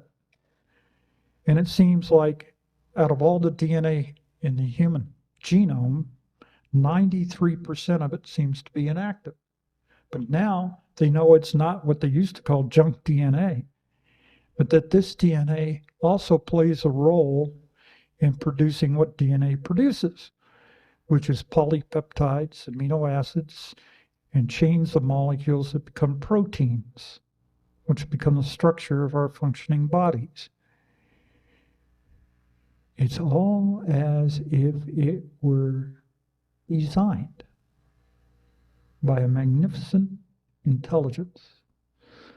Of course, myself, I have gone to the point, because of some of my own personal experiences, of reaching the conclusion that the entire universe is expressing a substrata of itself which is encoded.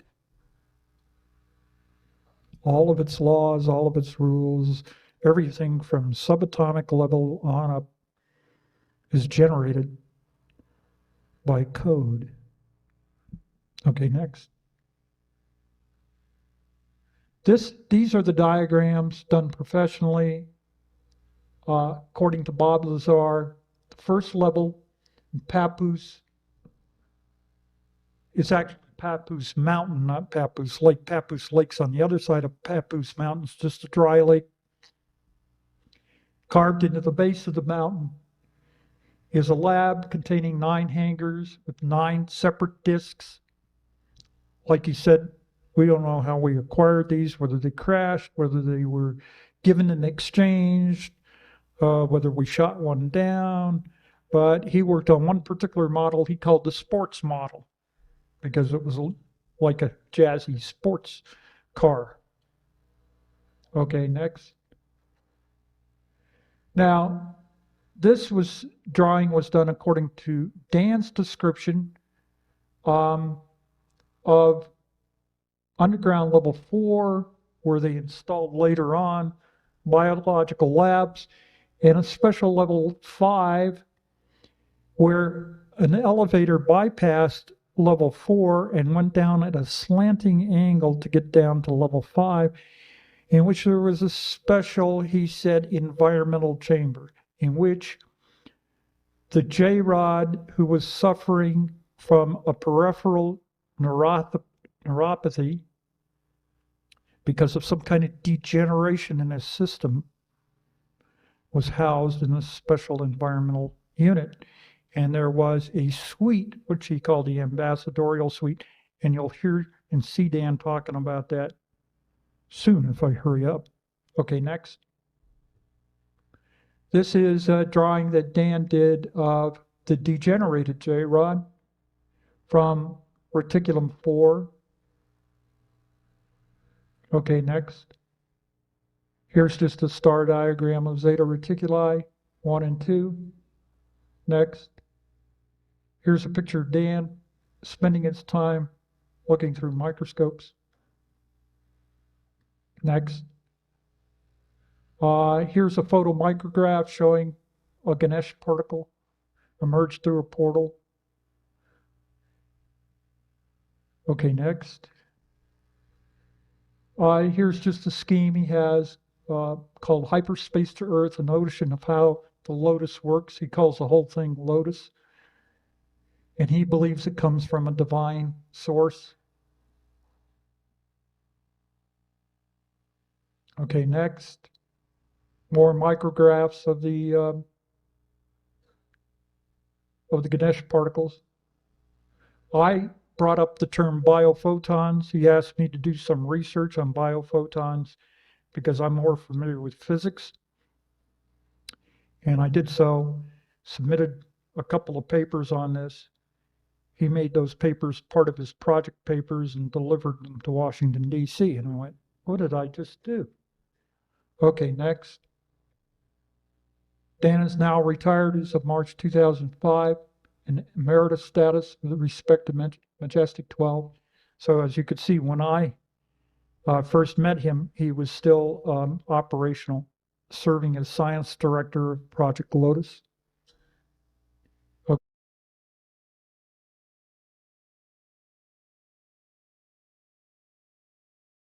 Group, they're not even really true Illuminati. I mean, that's a word that comes back meaning enlightened ones. And these people are not enlightened. They're simply under the influence of a false light. That the differences between the two then have raised itself to rancor, even though they share much in common with each other. However, on the Majestic side, you have a lot of God-fearing people too. A lot, and I'm not talking about specifically here the 12. I'm talking about the line people, the people that we've worked with. Good people to the bone, to the soul, who want nothing but good for the world.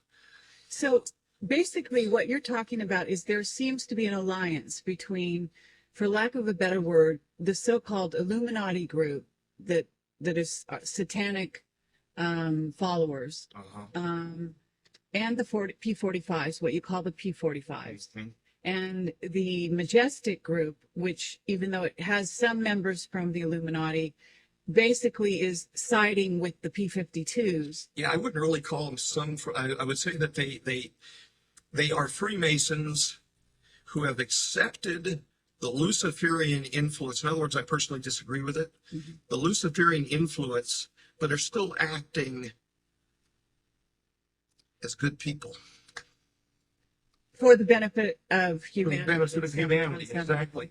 And then there are some that I've interacted with who are involved with the so-called true Illuminati in Europe that are God-fearing people too. There's dirty coins and there's polished coins on both sides. However, the dirty coins make up the vast majority of the group on the European Illuminati side. Okay.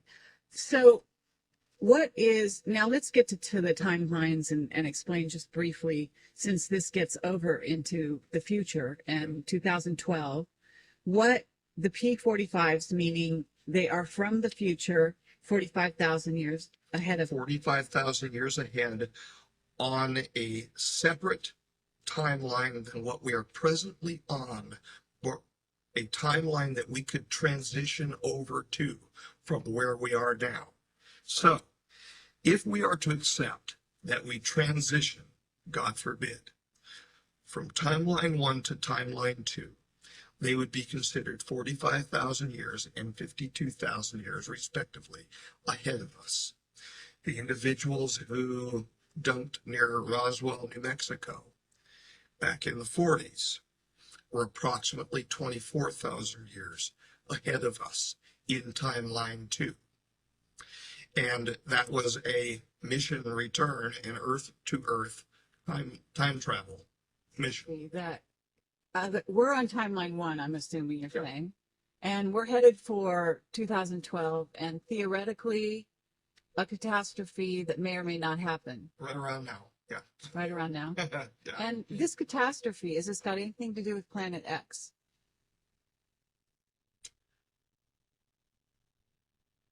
I don't know. There is the most honest answer I can provide you. I know of a lot of lore about a rogue planet coming in. However, the material that I've actually seen on a repetitive crossing, if you will, of Earth with catastrophic influences happens not only because of a matter of physics, of rogue, and I don't mean this toward like J-Rod rogue, but rogue crossings near Earth asteroids or comets. What I have heard is that to precipitate the catastrophe, there would be, as we pass into the plane of Milky Way, some sort of energetic burst through the plane of the galaxy by virtue of wormholes that travel through the plane of the galaxy from the center of the galaxy, which have been depicted in ancient lore called the serpent rope, even of the ancients. And that the serpent rope would return at the time of the end of the Mayan calendar, revealing, and there are several perspectives as to what it will reveal. But that during this same time, the history of the J-Rods record that this burst will cause a disruption in the sun, and that concomitantly with energetic bursts from the sun and from the wormholes which would be passing through our planet. That there would be a disaster provoked by virtue of these time travel devices, the Stargate devices, and the time viewing devices, the looking glass devices, spontaneously turning on and directing an inappropriate amount of energy into the crust of the earth, precipitating a geophysical disaster. This geophysical disaster, in accordance with the history of the J-rods, record that over 4,157,000,000 die over a several-year period by virtue of a geophysical shift in the crust. So this is what I can't. is trying to I be don't want to think of numbers that way. is trying to be prevented. Is Yes. this right? Yes, very true. And how is it going to be prevented? By the disabling and the destruction of such technology, that we will naturally then pass through this serpent ropes. The bursts will occur, whatever that means. I haven't physically seen it, but the bursts will occur, and there would be an imparting of energy to our planet that will gradually, naturally cause changes in the human species and the life on our planet. And that these changes would be positive changes to our people. And I frankly think that it's already happening. There's a rise worldwide and I don't think it's just given the size of the population increase. But there is a rise in very spiritual, talented people. There is a rise in savants, the indigo children. It's definitely, from what I've seen from reading about them, a real phenomenon. These children are of a new time, and I think they're of the timeline time. We're seeing, I think, in these children, these great kids, an expression of what we will be in our own future, our next kind of step ahead. Not looking millions of years ahead or anything like that, but our next step ahead. And it's a wonderful rise in consciousness that I think will precipitate the next renaissance for our people. I see it happening. The numbers that we received before the looking glass was shut down, disbanded, was that there would be a 19% probability with an 85% confidence that the disaster would occur, that there would be a transition from timeline 1 to timeline 2. But that then means that there's an 81% chance that it won't. And so the individuals who want to carry the negative, I'm convinced that it's going to occur, are not presenting the facts. The facts are, this is the material that we have available that we know. So what you're saying is the Illuminati, to get back to that thread, Yes. is basically the side that believes that the transition is going to occur from one timeline to the other. Not only do they believe that it will occur, they want to provoke it. But how does it benefit them to provoke it? Why should they want to be P45s? They don't. The living ones don't. They're looking at the P45s as a means to an end for them. They're not going to live that long. They're just going to live a normal human life and die. So they want the control for themselves. The fact that the P45s, that's how immoral these people are. The fact that the P45s are wanting us to, at their stage in their own development, have a disaster which justifies their own history, is being used as a means to an end by the Illuminati, who would like to see that the population is culled so that they can gain greater control. don't care. So, okay, They so just what, want for themselves. There are really human beings that don't care, or that care that little. so what you're saying is the Illuminati want the catastrophe to occur Yes. so that a certain number, 3/4 is the number I've heard, of humanity dies. They get the earth History to reads themselves. about a little over 2/3. That's what the history Okay, of the J-Rods 2/3. actually read. All right, 2/3.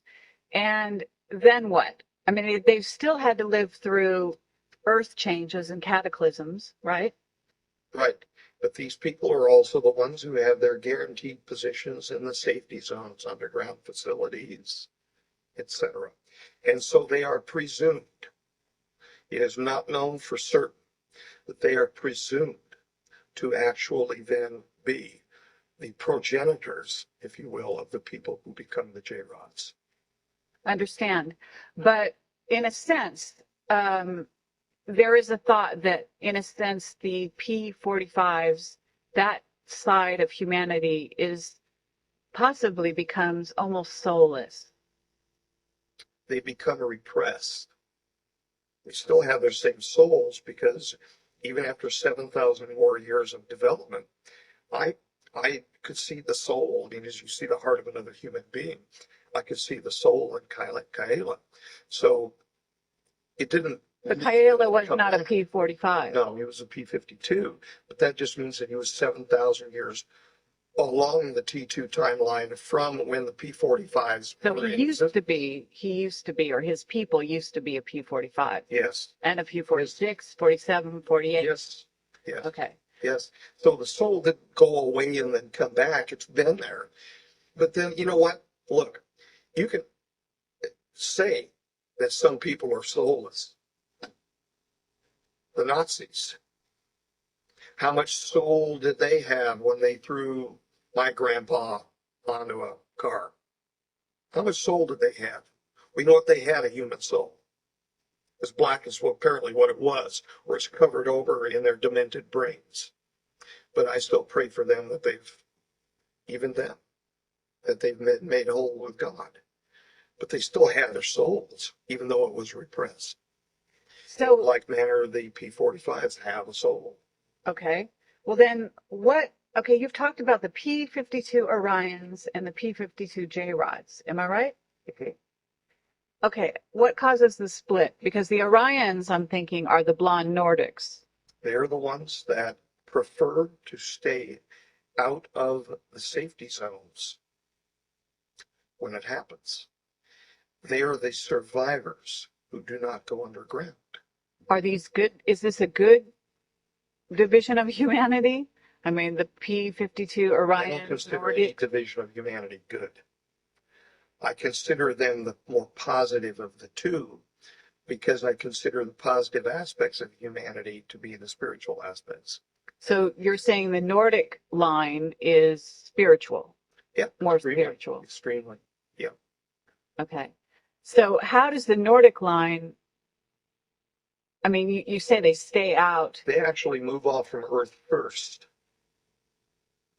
The J-Rods, or the precursors to the J-Rods, stay on Earth for a great deal of time.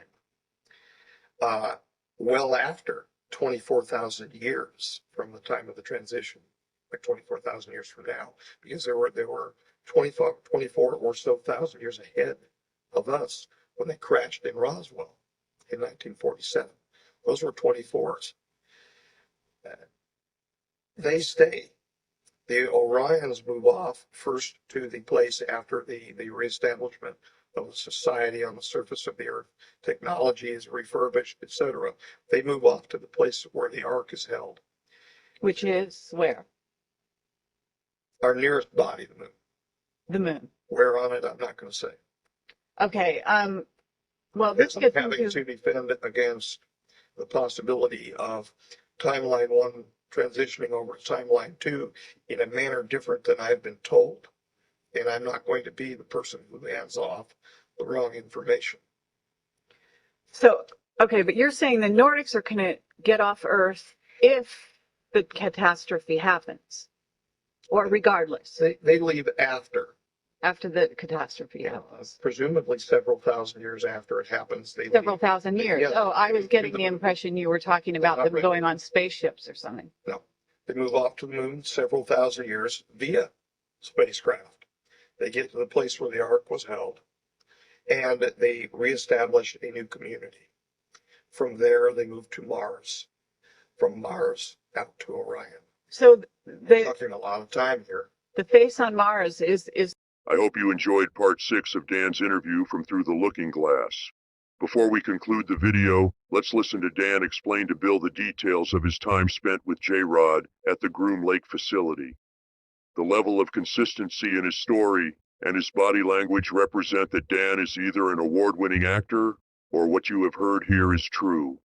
I hope today's video has intrigued you to stay tuned for part 7 of Dan's incredible revelations.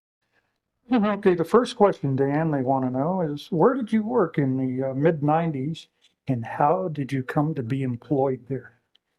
Well, several locations in the mid-90s. I had some cover positions here in Las Vegas, which made me look like a good old-fashioned Joe. In fact, I had had some police experience at the late 80s.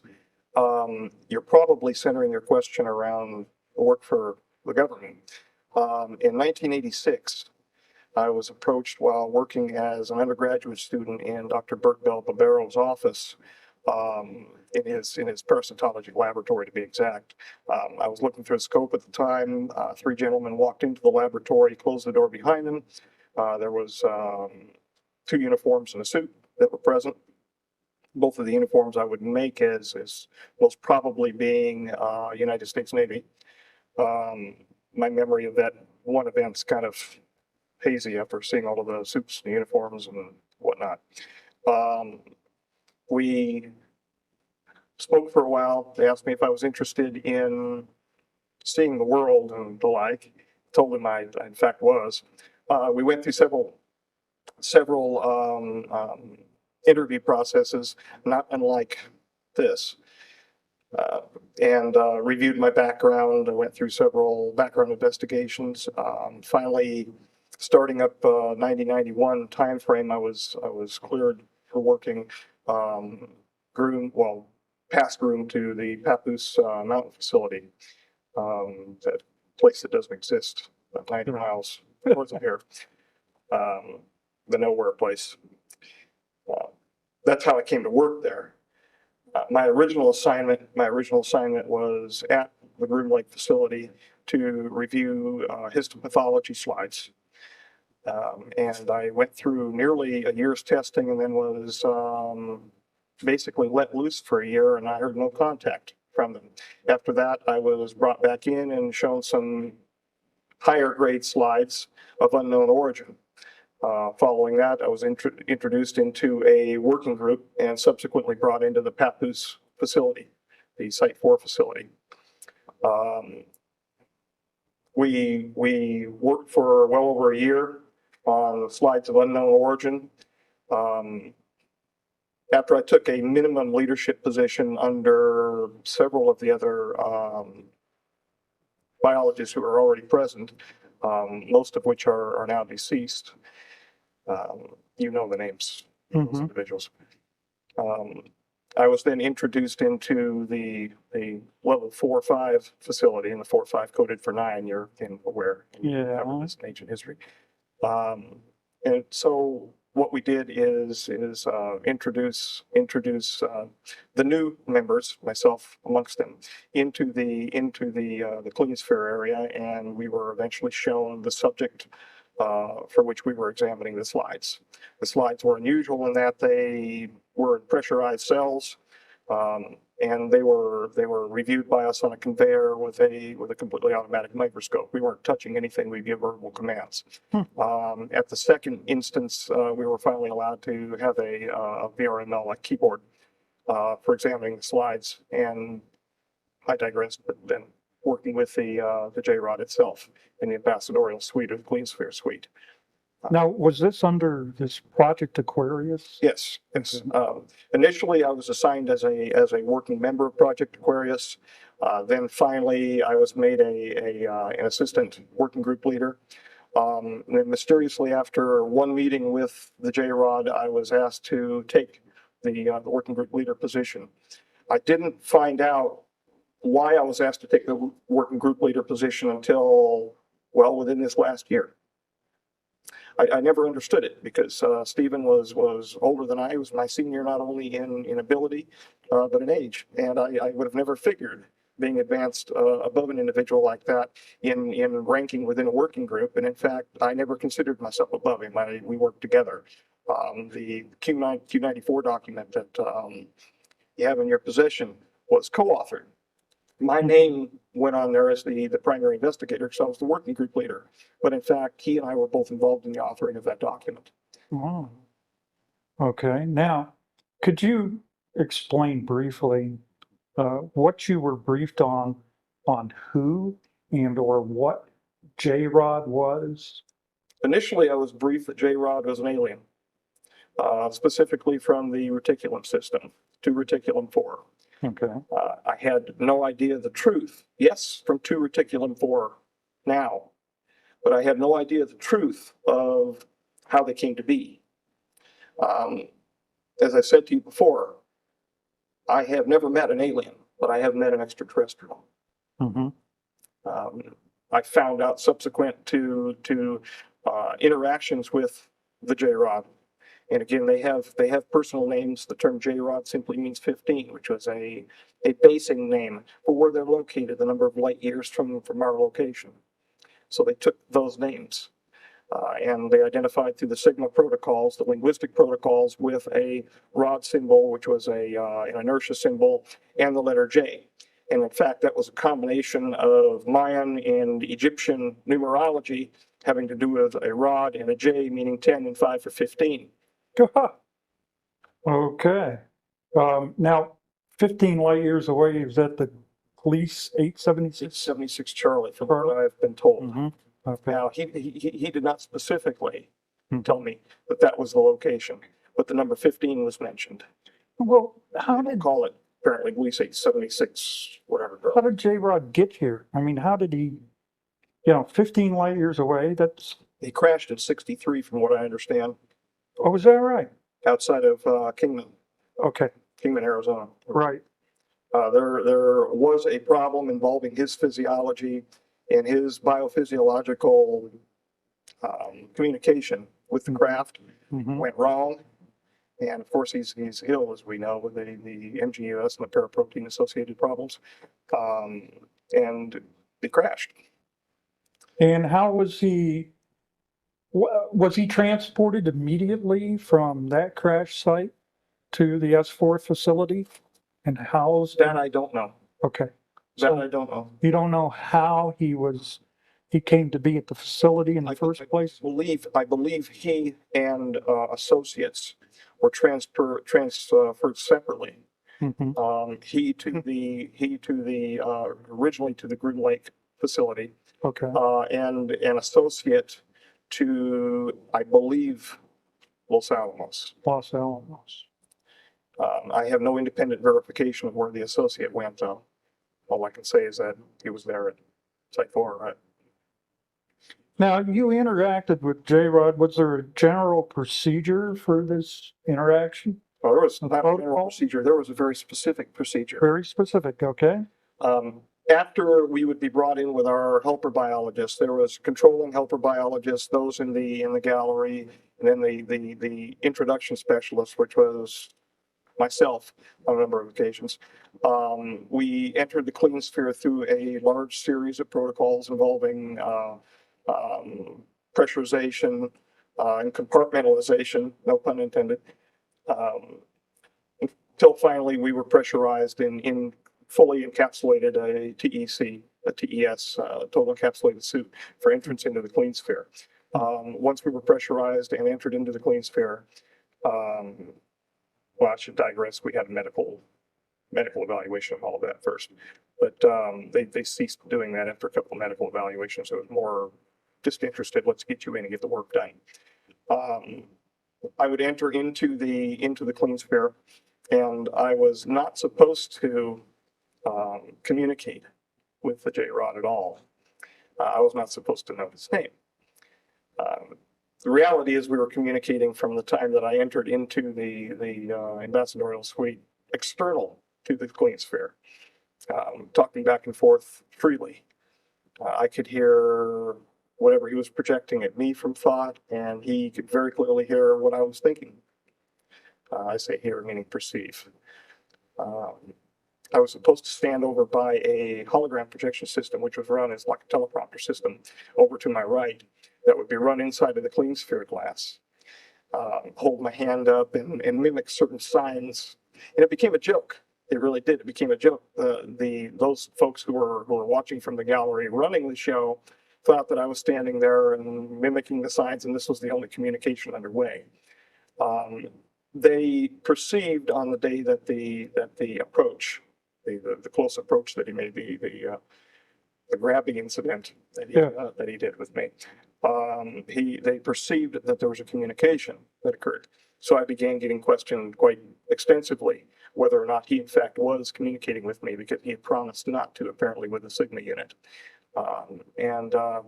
I alluded to the fact that there was conversation underway, but I didn't talk about what it was until, of course, I was caught in my research protocol forwarding ideas that were somewhat different than what they expected, where they expected my private research was going to go. This is much later. And at that time, the deal was brokered to find out about the doctrine for the convergent timeline paradox. I told them a little bit about what he showed me, a little bit, and they told me a little bit about the DCPP. Now that you brought that up, which implies travel through time as well as space, and you said that J-Rod was retrieved from a crash near Kingman. Was he at that time just traveling through space from the staging area, or do you know? Yeah, okay. Yes. He wasn't doing any time traveling at that point. No, not as far as I'm aware. Okay. Not as far as he told me, no. Can you describe J-Rod to us, what he looked like and how he behaved? Yes. Okay. The gentleman with which I was associated was approximately 3.5 feet tall. He had a dark brown appearance, very ruddy appearance to his skin. He was in a highly pressurized Clean Sphere. He exuded glycoprotein-like material through pores on his skin, which was associated with the neuritis, the neuropathy that we were dealing with. Did this have an odor to it? I don't know. Okay. I don't know. I couldn't perceive any odors whatsoever. I was inside of him. But I would imagine, but I have no data set to say what it would smell like. And in fact, there was nothing I read that indicated whether or not there was an odor. Why? I'm wondering. You've asked that before. That's why I'm wondering. Well, yeah, I've heard about this secretion coming through the pores of the skin before, and there have been those who've had encounters who say they could smell an odor. Okay. From the skin. All right. Where were we? You were describing 3.5 feet, large head in comparison to torso. So the ratio of cranial to the torso area would be larger than what we would call a modern human being. Large, bulbous black eyes. The whites of the eyes had been selected out. So it looked like large people, basically. When you look into his eyes, you feel like you're going to fall into his eyes forever. And I think that probably had something to do with the telepathic nature of his mental structure. Large arms, large length. 4 very thin, sinuous fingers. Nails, not as long as presented in some of the images that you've showed me in the past. One's done by Tom Mack, was it? Bill Uhouse. Oh, yeah, that's it. The Puppet Master photos. I'm smiling because the Puppet Master leads me to other nicknames. Right. But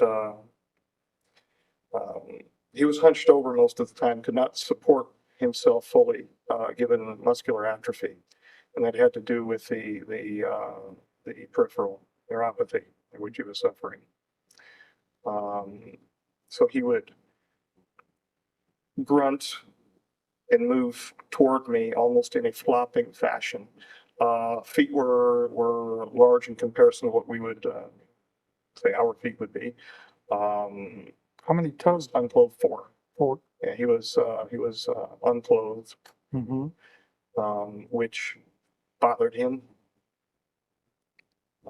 He wanted to wear clothing and was refused and then returned. Called himself captive, and justifiably so. His feet were unusual in that his plantar area had a very large knob underneath what we would call our heel. His facial features were grotesque in comparison to what he showed me what normal would be. He was Normal of his type. yes, Mm-hmm. yes. He was bilaterally symmetrical to the extent that the disease process was not changing his facial features. Nose was recessed. Not a nose like we have, but basically two operculum, 2 orifices. An extremely small mouth.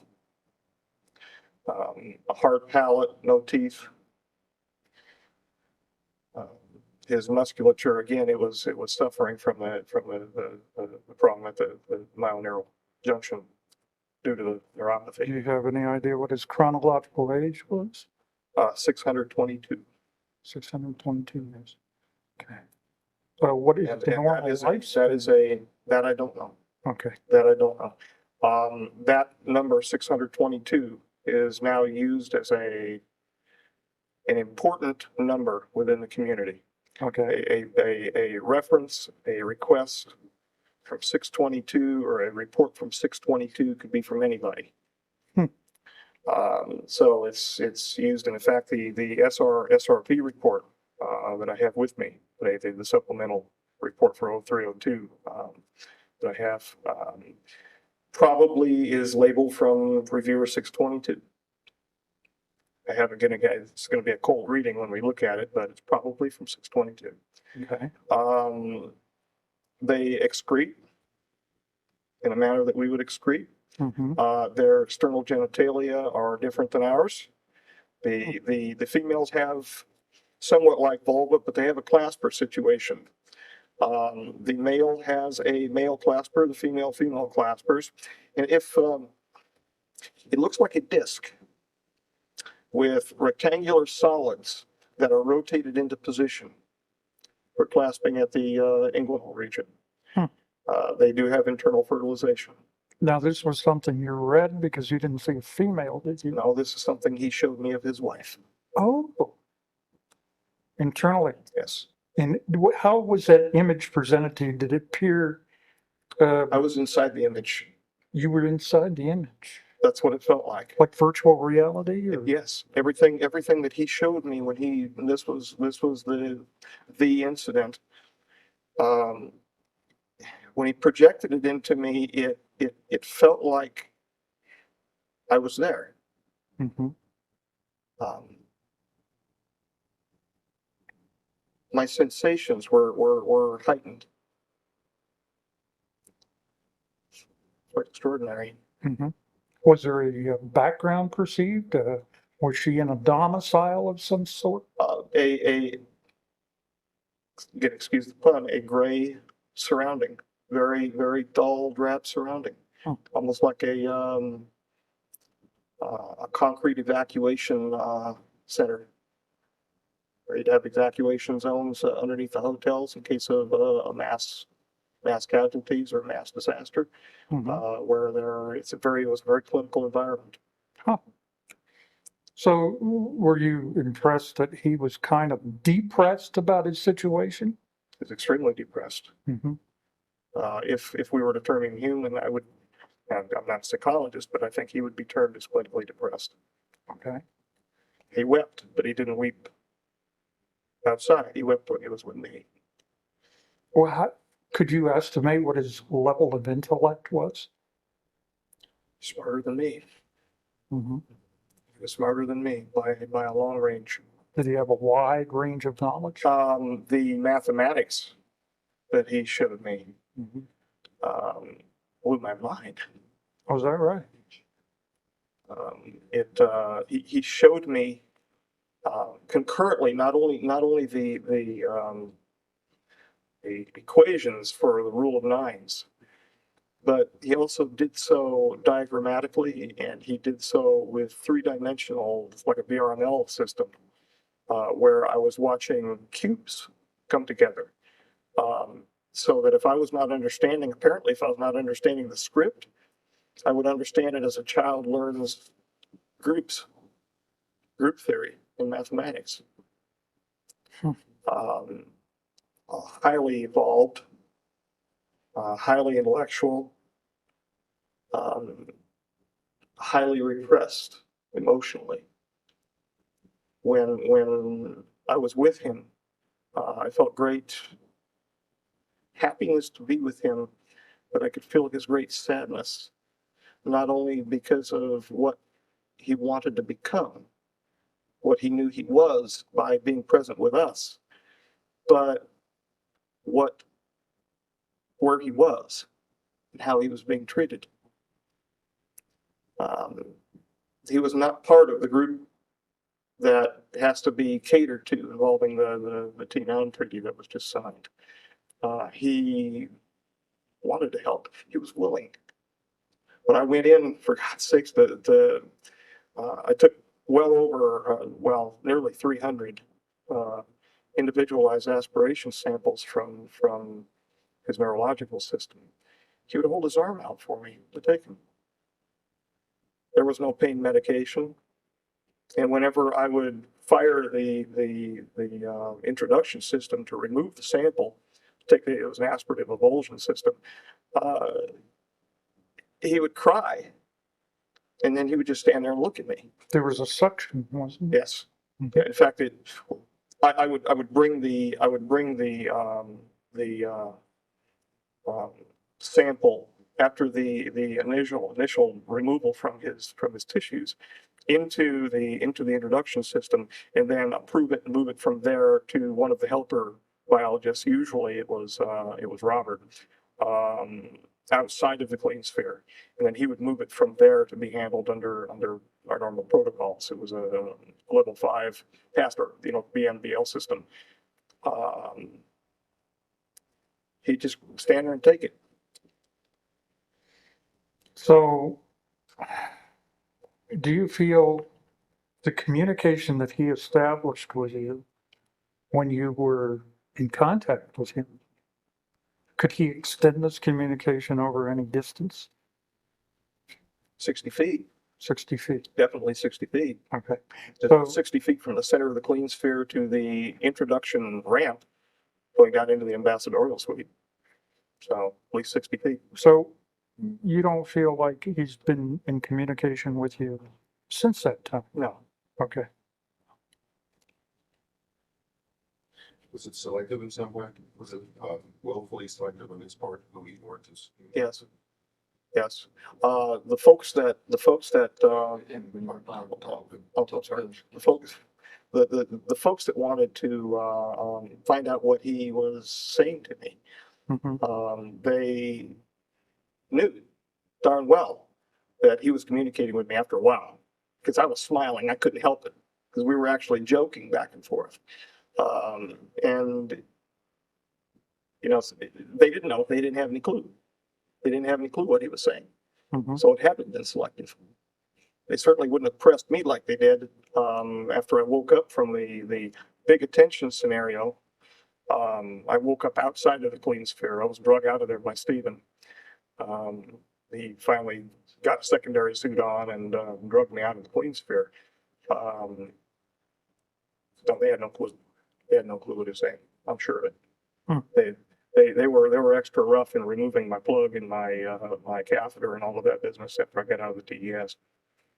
Now, One of the things that I want to ask you now, parting slightly from this subject, we're going to ask this last question, then we're going to take a break, okay? And then we'll see where we go from there. But I'm smiling because I'm envisioning the lack of the lights. yeah, okay. But everybody's been asking me why, and of course you're going to have to restate this again. Why are you talking to us now? What is your intention in telling us about this, about your involvement? It's multifocal. Okay. It's multifocal. There's several reasons. Mhm. The largest reason is not the most important reason. The largest reason from a personal perspective is to step out from under the Black Ops community Okay. and retire. I'm ready. I told you before, I see myself walking along the pond and not being bothered by anybody except for maybe a bird here or there and taking a sample and just taking my time looking at it for fun, Mhm. for enjoyment. And you're worried about your health, right? And about, Well, my health is degrading. There's no doubt about that. Mhm. The heart disease that I have is in fact degrading my health. Time is coming.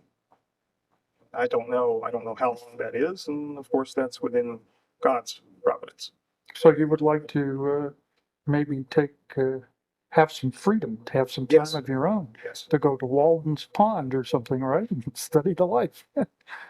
Disappear at Walton's Pond. Right. There are other reasons too. Okay. Now, without yelling the poor me scenario. All right.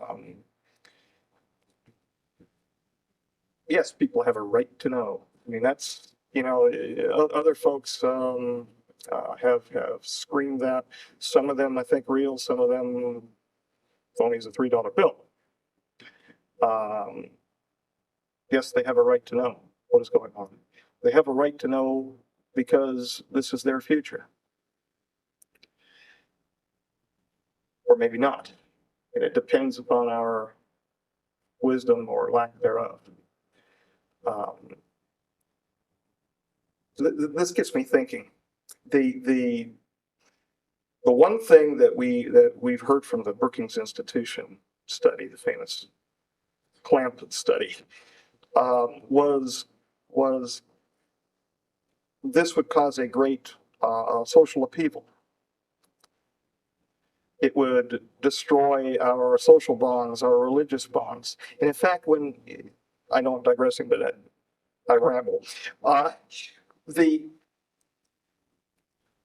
Every time an individual is approached with the issue of would this destroy your faith, I have heard, this is my experience only, I'm sure there are going to be varied opinions. No, it would do no, it would strengthen it. It would strengthen it. From a certain perspective, yes. From another perspective, no. The Brookings Institution was correct on a certain level. Suspend disbelief for a moment and walk with the idea that this is real.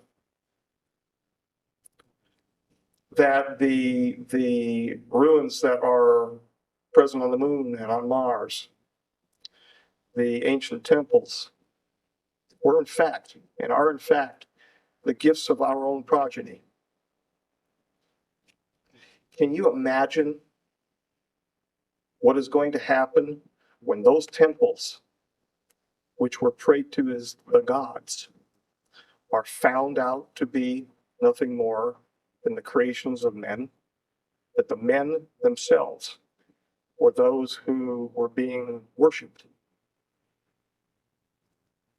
will fall headlong into the pool of Narcissus.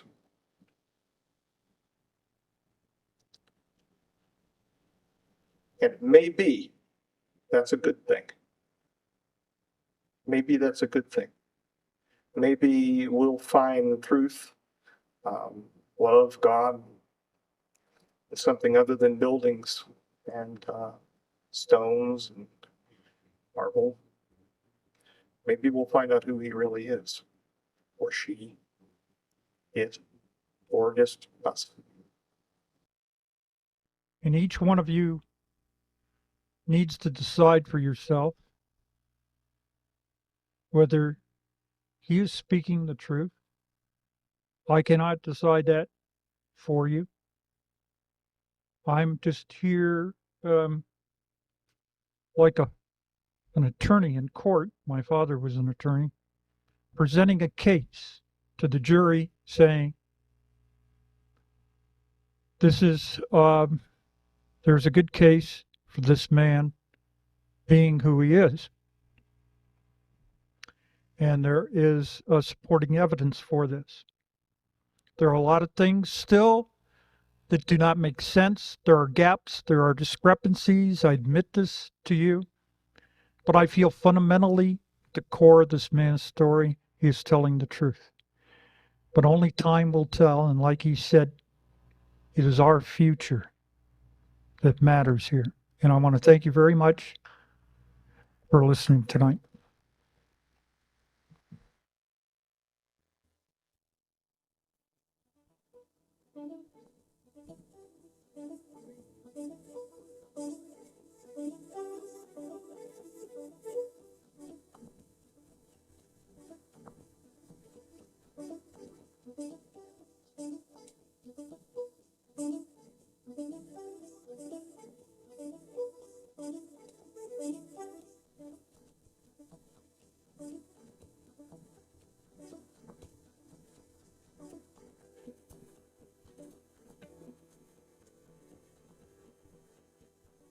I'm glad to see many of you decided to take the red pill and continue watching part 7. Dr. Burisch has covered many things in detail at this point in the interview, and one has to ask themselves, why would a man risk his own well-being to come forward with the information he's provided? Bob Lazar openly expressed fearing for his life when coming forward in 1989. What you're about to see is extremely rare security camera footage from October 12, 2005 of what's claimed to be the final orders Dan received from Majestic, being read out loud for evidence by Marcy McDowell. Dan's ex-wife, Deborah Burisch, is also present. If you find this video interesting, you're in good company. I suggest subscribing to the channel as we review some of history's most documented UFO phenomena. Thank you all for watching The Storyist.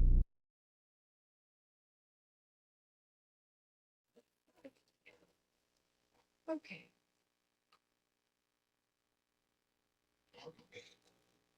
Do I get a copy of this?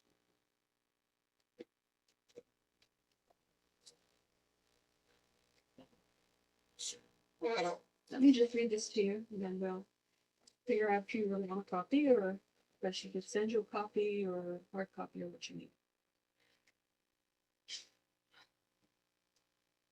I was instructed, the first part of this is, for me, to please read the following order word for word to Dr. Burisch and to receive his reply. I am instructed to have this reading preserved for history by a recording device such as audio or video. He prefers video. And that your exact words of reply shall be left for him at the appropriate email address as soon as possible.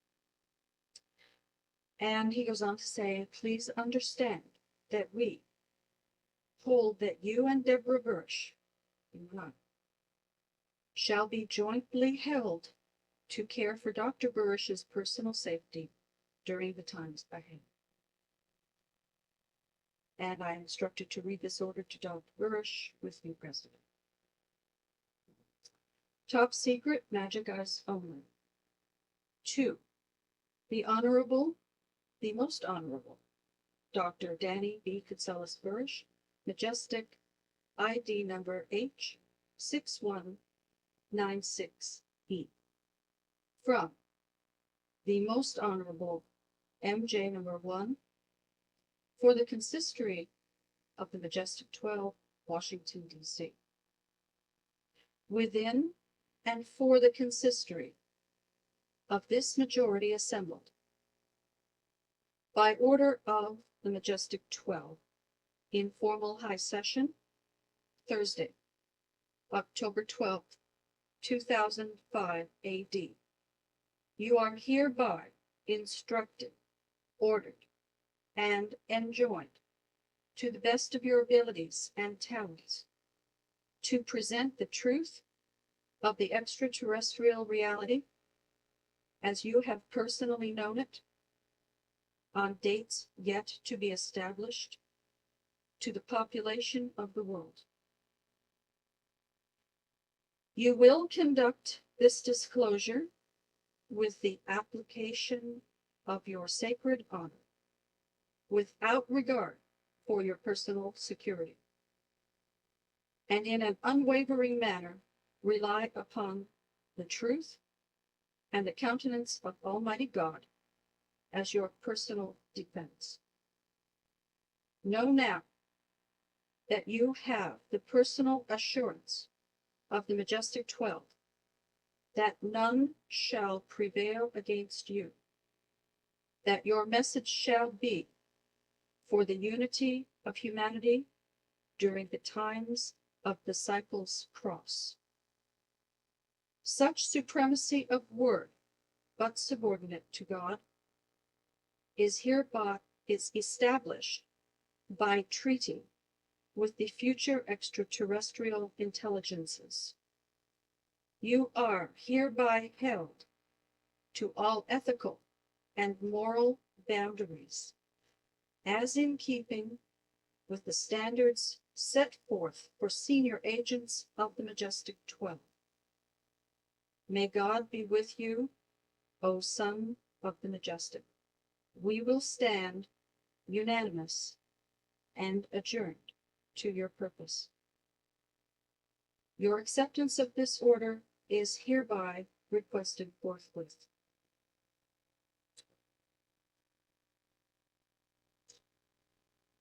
I stand to their purpose and grant my assent to their wishes. I will carry out the orders as described. Thank you, Dr. Burisch. I will record your exact words of reply and transmit them. I would like a copy of that if I may. Thank you.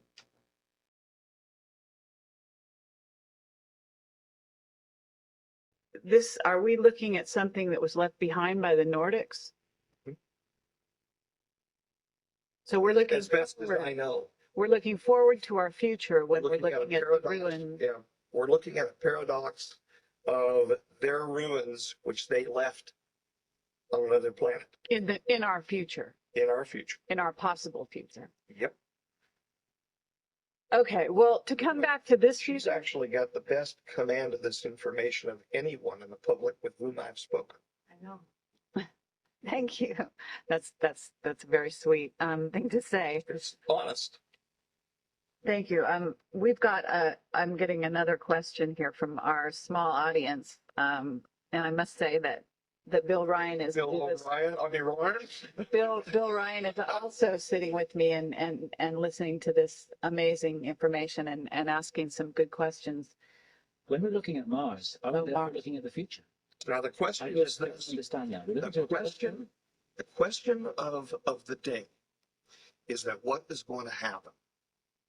What is going to happen when the transition occurs and we either continue on one or, God forbid, number two happens? If number two happens, we're not going to be worried about Mars.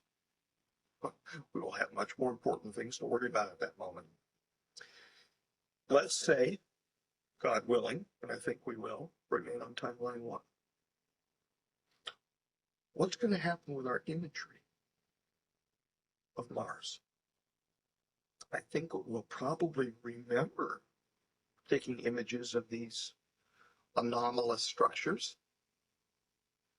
And there have been some anomalous structures imaged on the moon as well. So I think we're probably going to remember that. At least I think so. If we don't, it's not going to matter now, is it? So what you're saying is we're going to go back to the idea that there is no face on Mars. Or there will be a face on Mars, and it will be presented to us at that moment as something different. Maybe the bricks will turn to rocks. And we will get there and find out that all of these beautiful ruins, including the scorpion.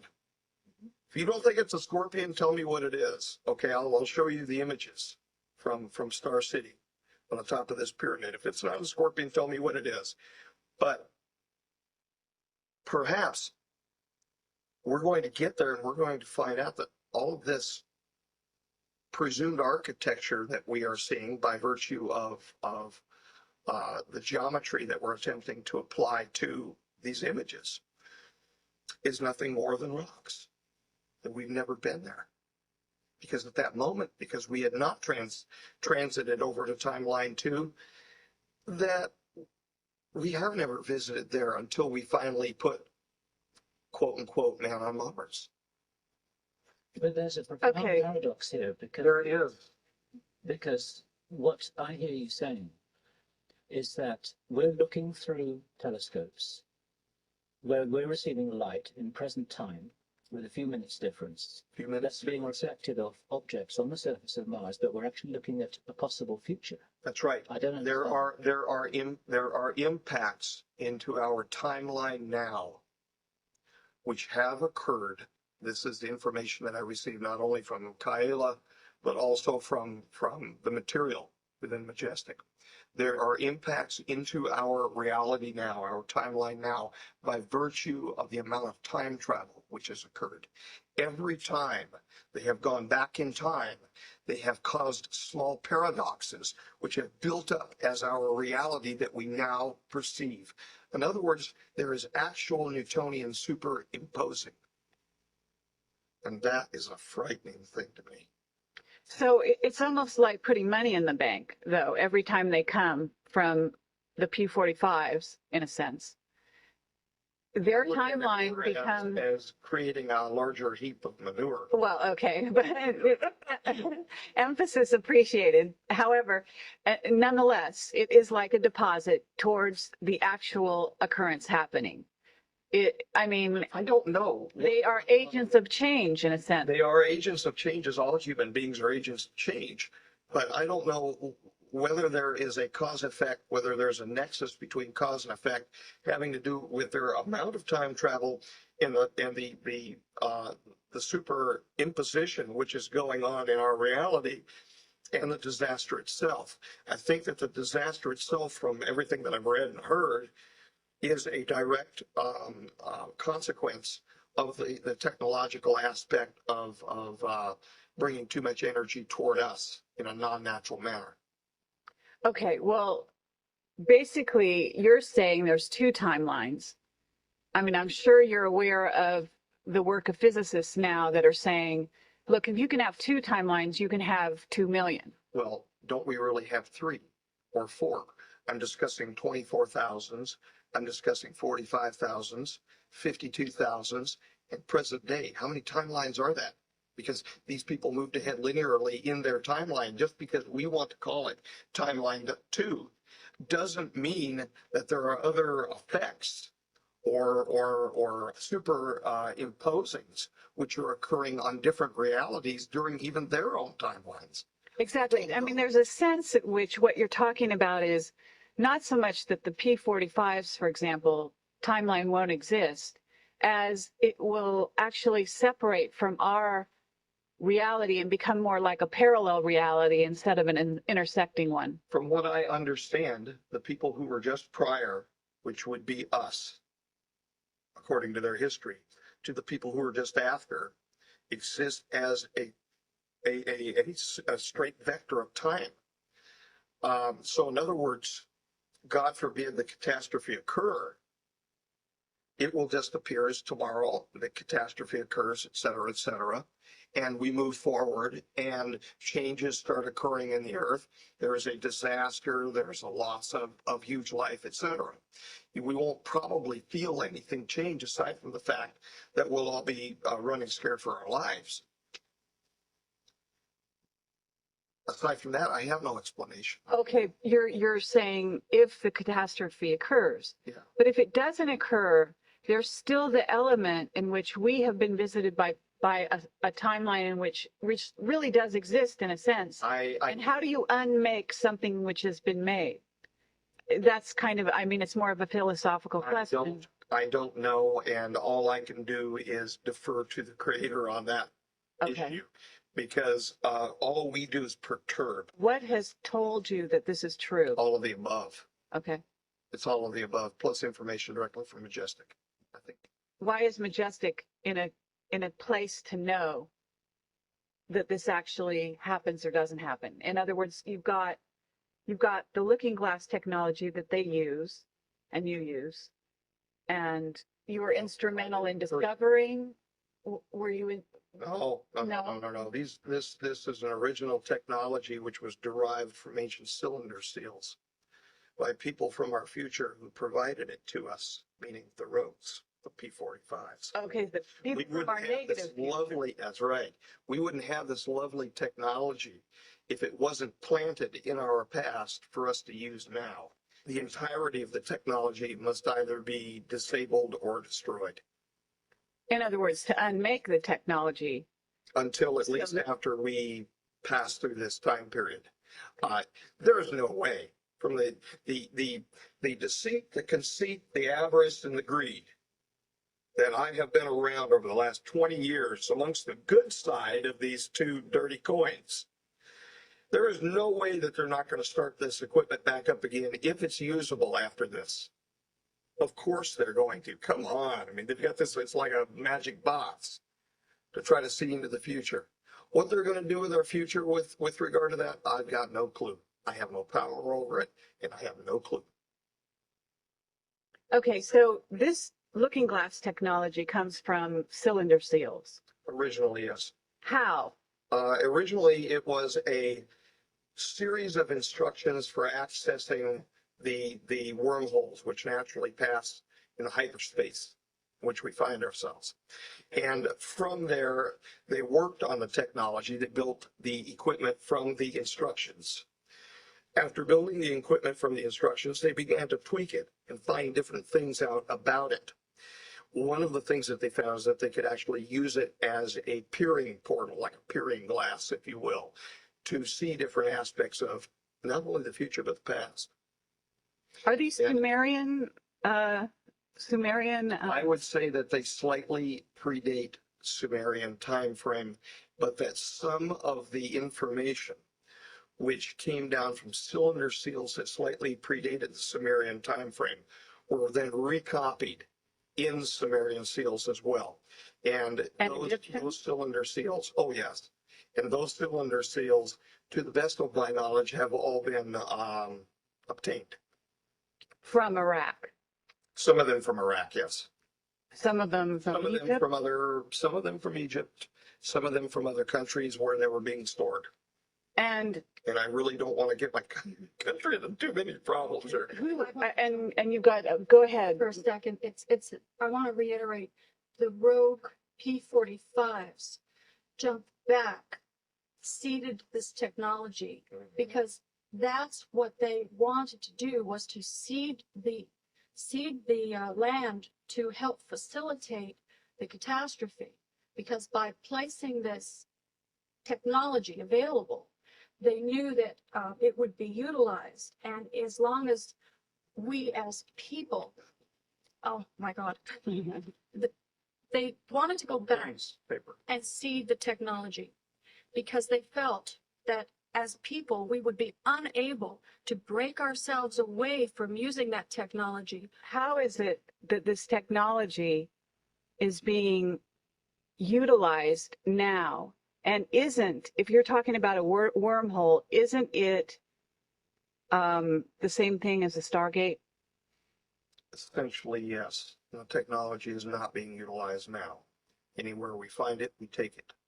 Who's we? Because you have warring factions. You've got the Illuminati on one hand, you've got the Majestic on another. We as the United States, as part of the UN, NATO. I don't really want to comment too much about NATO and who's controlling the NATO alliance at this point. But isn't it a fact that the Illuminati would be stealing back this looking? I mean, if they want it to happen, their objective would be to steal these cylinders and get them on, so that they could use the Yes, looking but glass they can't show up, technology? they can't show up as an aggressor to steal anything back. So what they do is they vote against us. How does that Well, it stop plays looking out glass it technology? It plays out in the UN. Well, we had looking glass technology and portal, actual Stargate technology in Iraq as late as the start of 2003. And a lot of countries didn't want us to enter Iraq. We did them, didn't we? Right. But how is it that, in other words, it sounds like, We just handed his two over. We just told him that we were going to make him rich beyond avarice. And he was a little smarter than Saddam, that's all. And so what he did is he handed them over and says, "Oh, please come into my country." He says, look at my my equipment to make sure that I'm not making any weapons of mass destruction." Meanwhile, out the back door goes the two that Saddam actually had transferred over to him. cylinders, Equipment, Stargate. activating technology, yeah, for them to experiment with. They were experimenting. But if the looking glass technology is the same thing, is access as a wormhole. The technology Essentially accesses does, the worm. yes. It also accesses the Stargates. Well, that's essentially the same thing. I've been using the term Stargate. Stargates Technology as occur- being a machine that accesses a wormhole by spreading out the energy, the strange matter, or whatever it is. And I'm not a physicist. That spreads it out in a compatible way to either communicate through it or passage of information. And that includes also. But it occurs naturally. Stargates occur naturally. They do. So how do you close those? You don't, and we don't want to. We don't want to. The history reads that the natural passage of us through this energetic space is a good thing. But it's our use of technology which provokes the catastrophe. So it's our enhancement of this natural system, inappropriate enhancement, which provokes the catastrophe. And so, no, we don't want that to happen. I think that the energetics that we're passing through is part of what's happening to us naturally, is changing us in a positive way. It's part of the loving cosmos that we're part of. I think that's probably one of the factors, not all, but one of the factors. This is the end of part 7. I want to invite you all to review this short excerpt of Dan answering questions regarding the looking glass device he's talked about when working at S4. This extraordinary artifact was said to be able to allow whoever possessed it the ability to see the future and the past. Consistency of this claim was proven years earlier when Bob Lazar discussed the same project. I look forward to seeing you at the release of Part 8.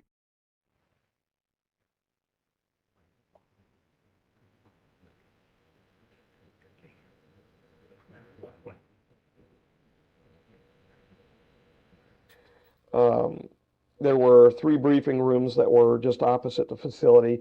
I saw into the briefing rooms, a couple of them, as I went down a couple of the times to just kind of peek, but I only saw the actual looking glass functioning once, and then I saw the experiment that a person passed away. So I was only really in there watching things twice. Not that different, except it was not set away. It was set into a floor device. This was something which was not propped up, and yeah, I saw that. And it didn't. There was nothing that moved, okay, per se. You know, it didn't get up and move, and there was no device up above it. This thing was mounted into the floor flat. Okay.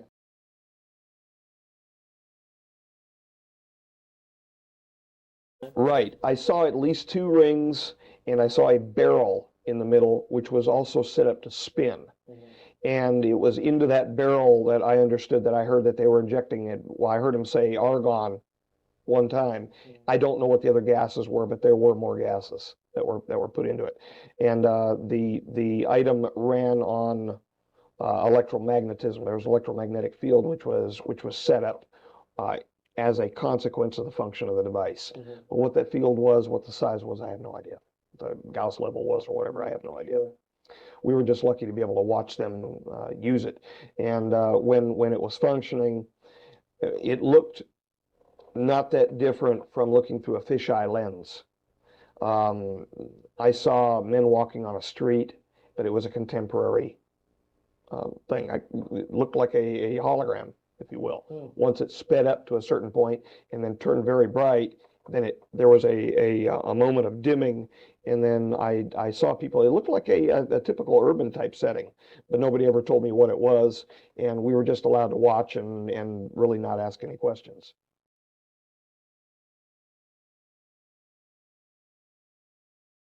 Yes, and in fact, what I've learned since then is that before they ostensibly have decommissioned the device, before so they could actually almost dial in, if you will, a date interim where they could see inside of a reasonable length of time, let's say a year or two, and sometimes events of shorter consequence.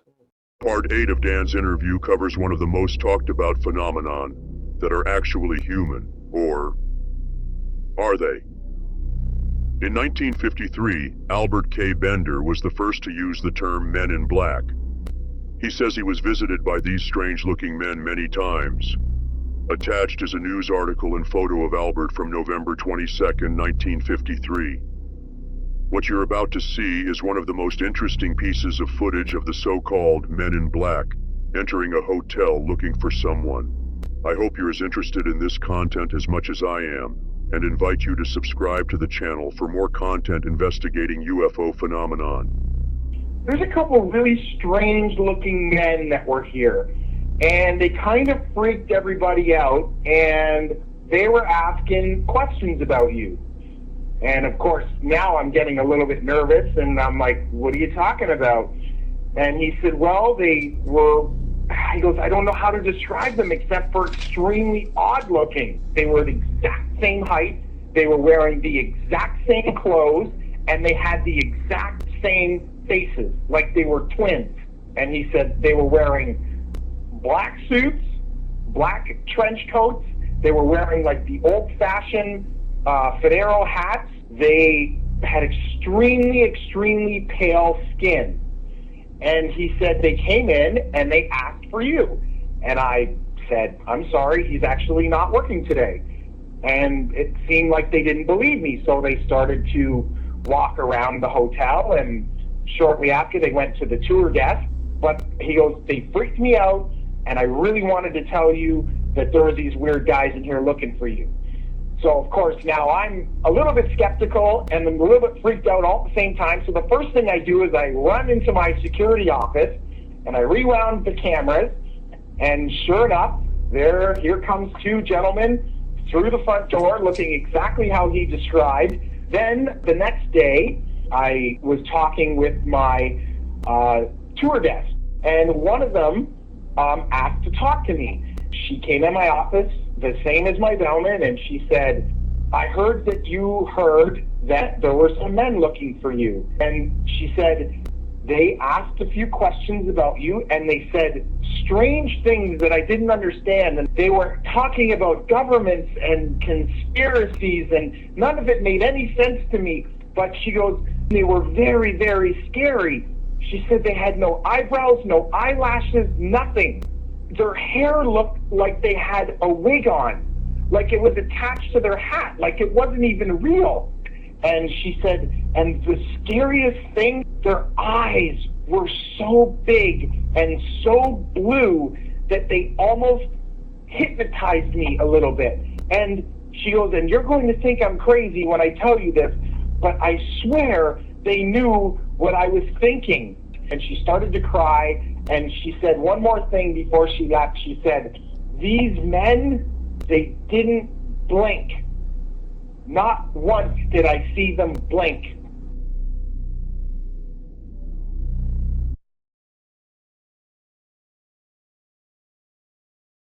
Factors for the rise of these beautiful children, the indigo children. And I'm all for it. So we want to leave the stargates, the natural stargates. We want to, they are leaving those alone. Right. We want to keep our hands up from nature. Pull our hands away, get it away from the fruit of the tree of life, so to speak. Get it away and just let nature happen during this time. That will be a good thing. However, we also have people who oppose that because they want what they want, what they want. That's about Okay, well, the Men in Black the phenomenon. Men in Black, yeah. Part of it is a psychological operations unit within Majestic. And they operate to scare people away from things that they've seen that they don't want them, further bringing information out in the population of the so-called giggle factor. Anything above that, they attempt or have attempted, I don't even know that they're still in operation, to suppress. Then you have the real McCoy. The real McCoy is not human. The real McCoy is, in fact, a P-45J rod. They are using, through the use of some sort of sinuous biomechanical technology, the skin of a dead human. Wow. It is a dead human.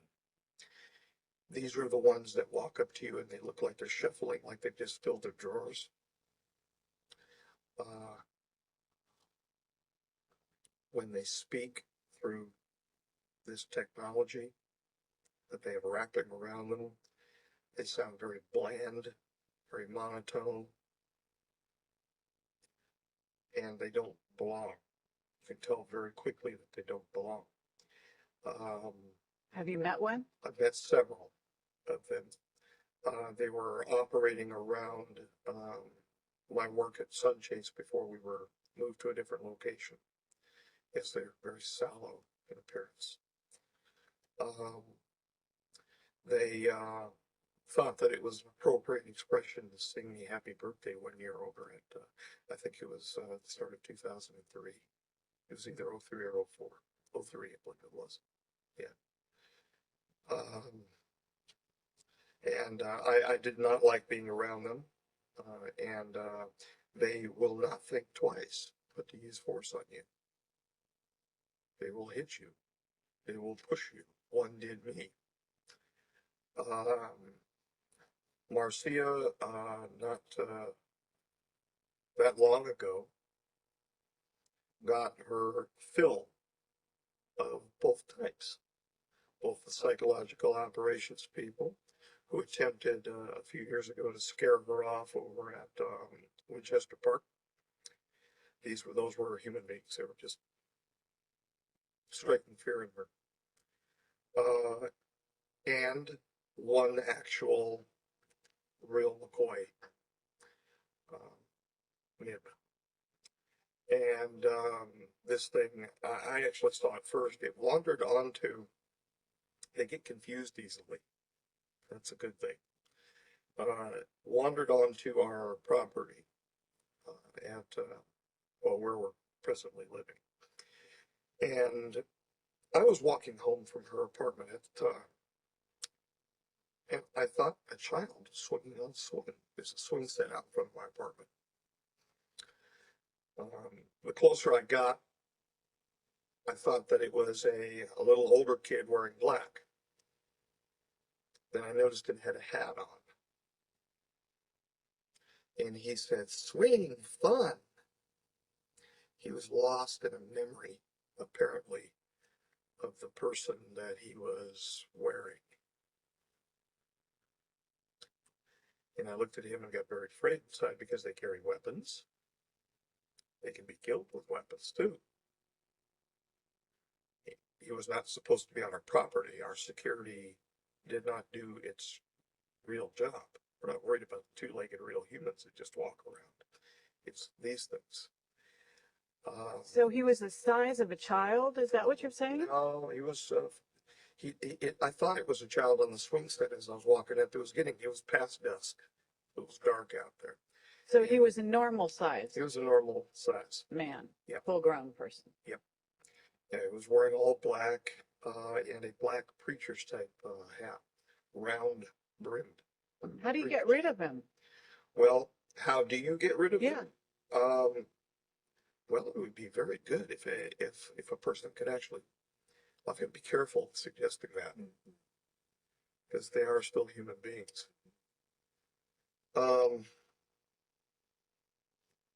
They took him into security, ultimately took him into custody. Just want to be careful liability wise of making a suggestion on how to get rid of one of them. But people could miscue, and, right. and we wouldn't want to have a problem. No, say, well, you know, Dr. Burisch said do this or that. There shouldn't be that many walking around to worry about. But and it wasn't even sent there to deal with me. It was sent there to deal with her. And it found itself apparently lost in a memory in the swing set. And I said, good, swing to it inside a book. Walked in, keyed the door to my apartment, pressed the emergency button for security, hoping that they were going to respond. Went in and told my mother-in-law what was going on. She looked out of the window and said, yep. She's been in the Majestic family all her life. She said, yep. Then the oldest got up, looked out the window and said, that's what one looks like. It was her first experience seeing one. I said, yeah. Mm-hmm. And I said, Doris, go over here. And I unlocked something and I pulled something out for her. And I said, while I leave here, because I'm going to do the hurt bird routine, lead it away. Because, I mean, there's 3 kids in there. I said, I don't know what its intention is. It may have a lethal intention here, and it's just presently lost. As soon as it gets done swinging, it may pull a weapon out. I said, so if it comes near here, defend yourself and defend the kids. Meanwhile, I'm going to grab something else. Yes, I grabbed a weapon, and I'm going to try to lead it away. By the time I had the second weapon out and was armed, it was walking off already toward her apartment's direction. So I said, okay, well, I still have to get it in case it turns around, because if it knows where I went into the apartment, I have to lead it away because there are kids in here. There's little girls in here. And so I walked toward it, past it, walked clear by it, and it just continued shuffling ahead slowly up the sidewalk, gradually toward her apartment. Got over to her apartment. I said, where in the hell is security? So we were pushing buttons over there. Nobody's responding. Got on the radio. Nobody responds. I said, you have a MIB walking toward your apartment right now. She said, a MIB? I said, an ET. I said, they are dangerous, as you're well aware, but it's her first experience with something like this. I said, come here, look. It can't possibly, and I wanted to make sure that it wasn't walking back toward my apartment where the girls were. I said, it can't possibly have reached here by now. I mean, it's walking slowly.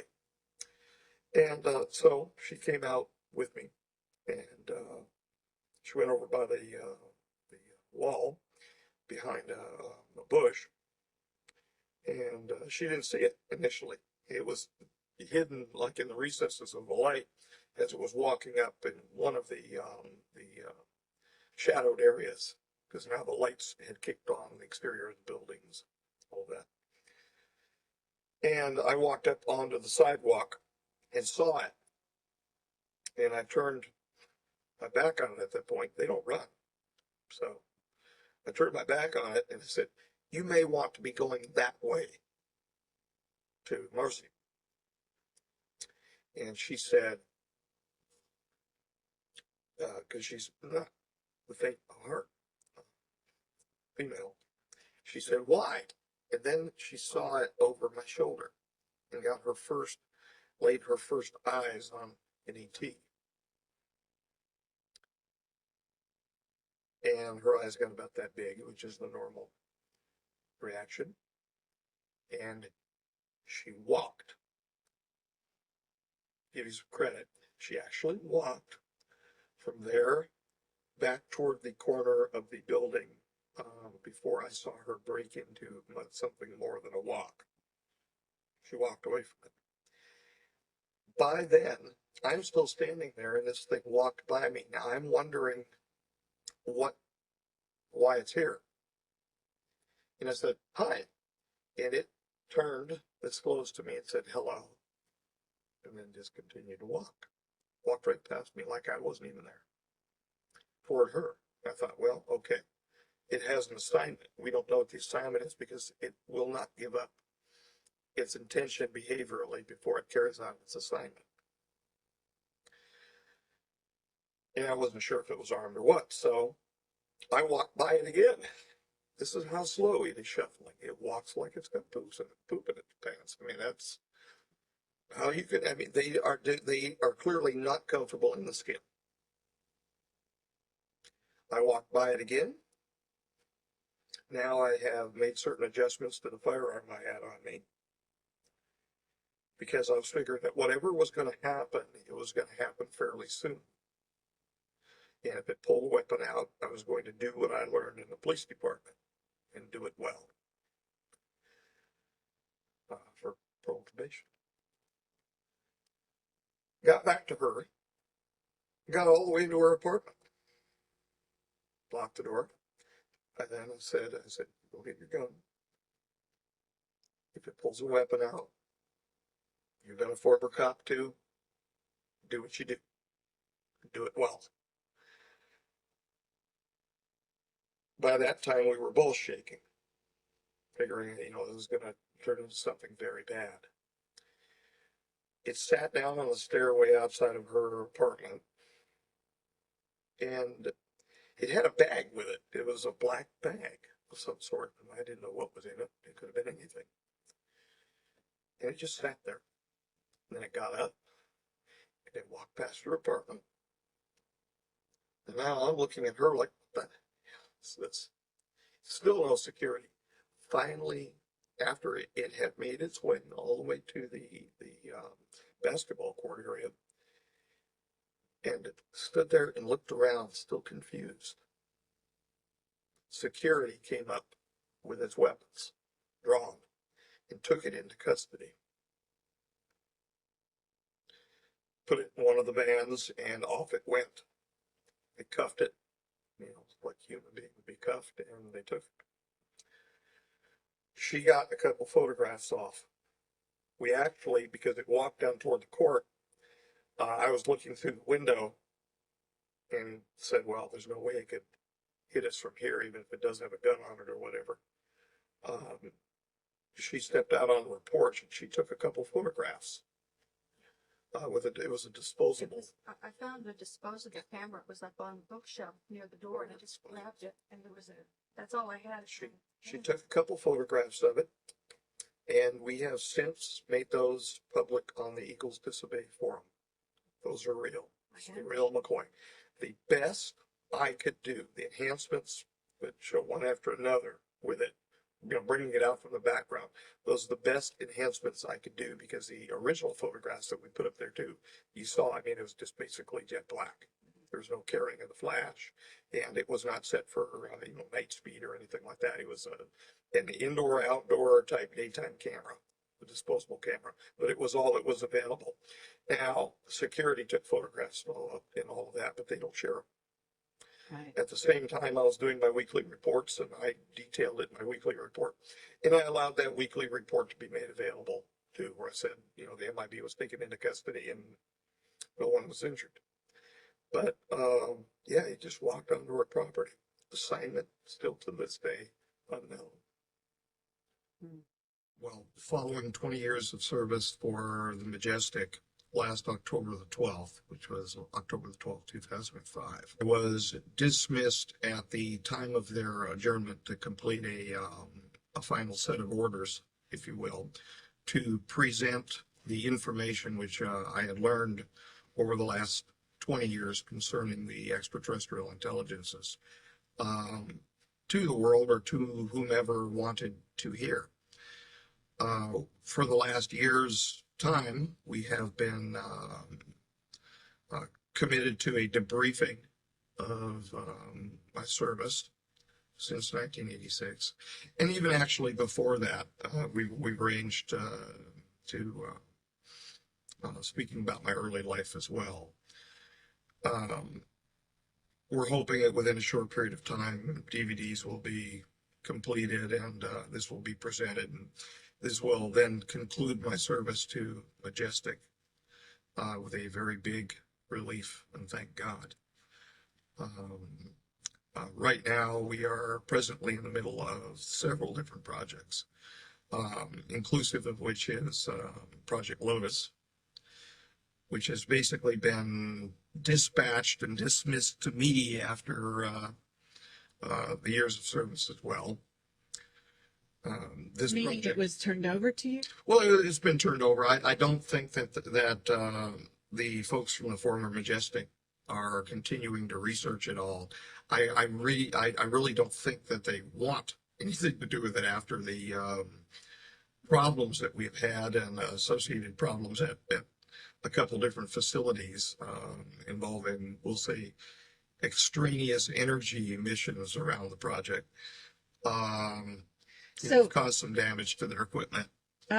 well, to back up a tiny bit, could you tell us what is Project Lotus? Sure.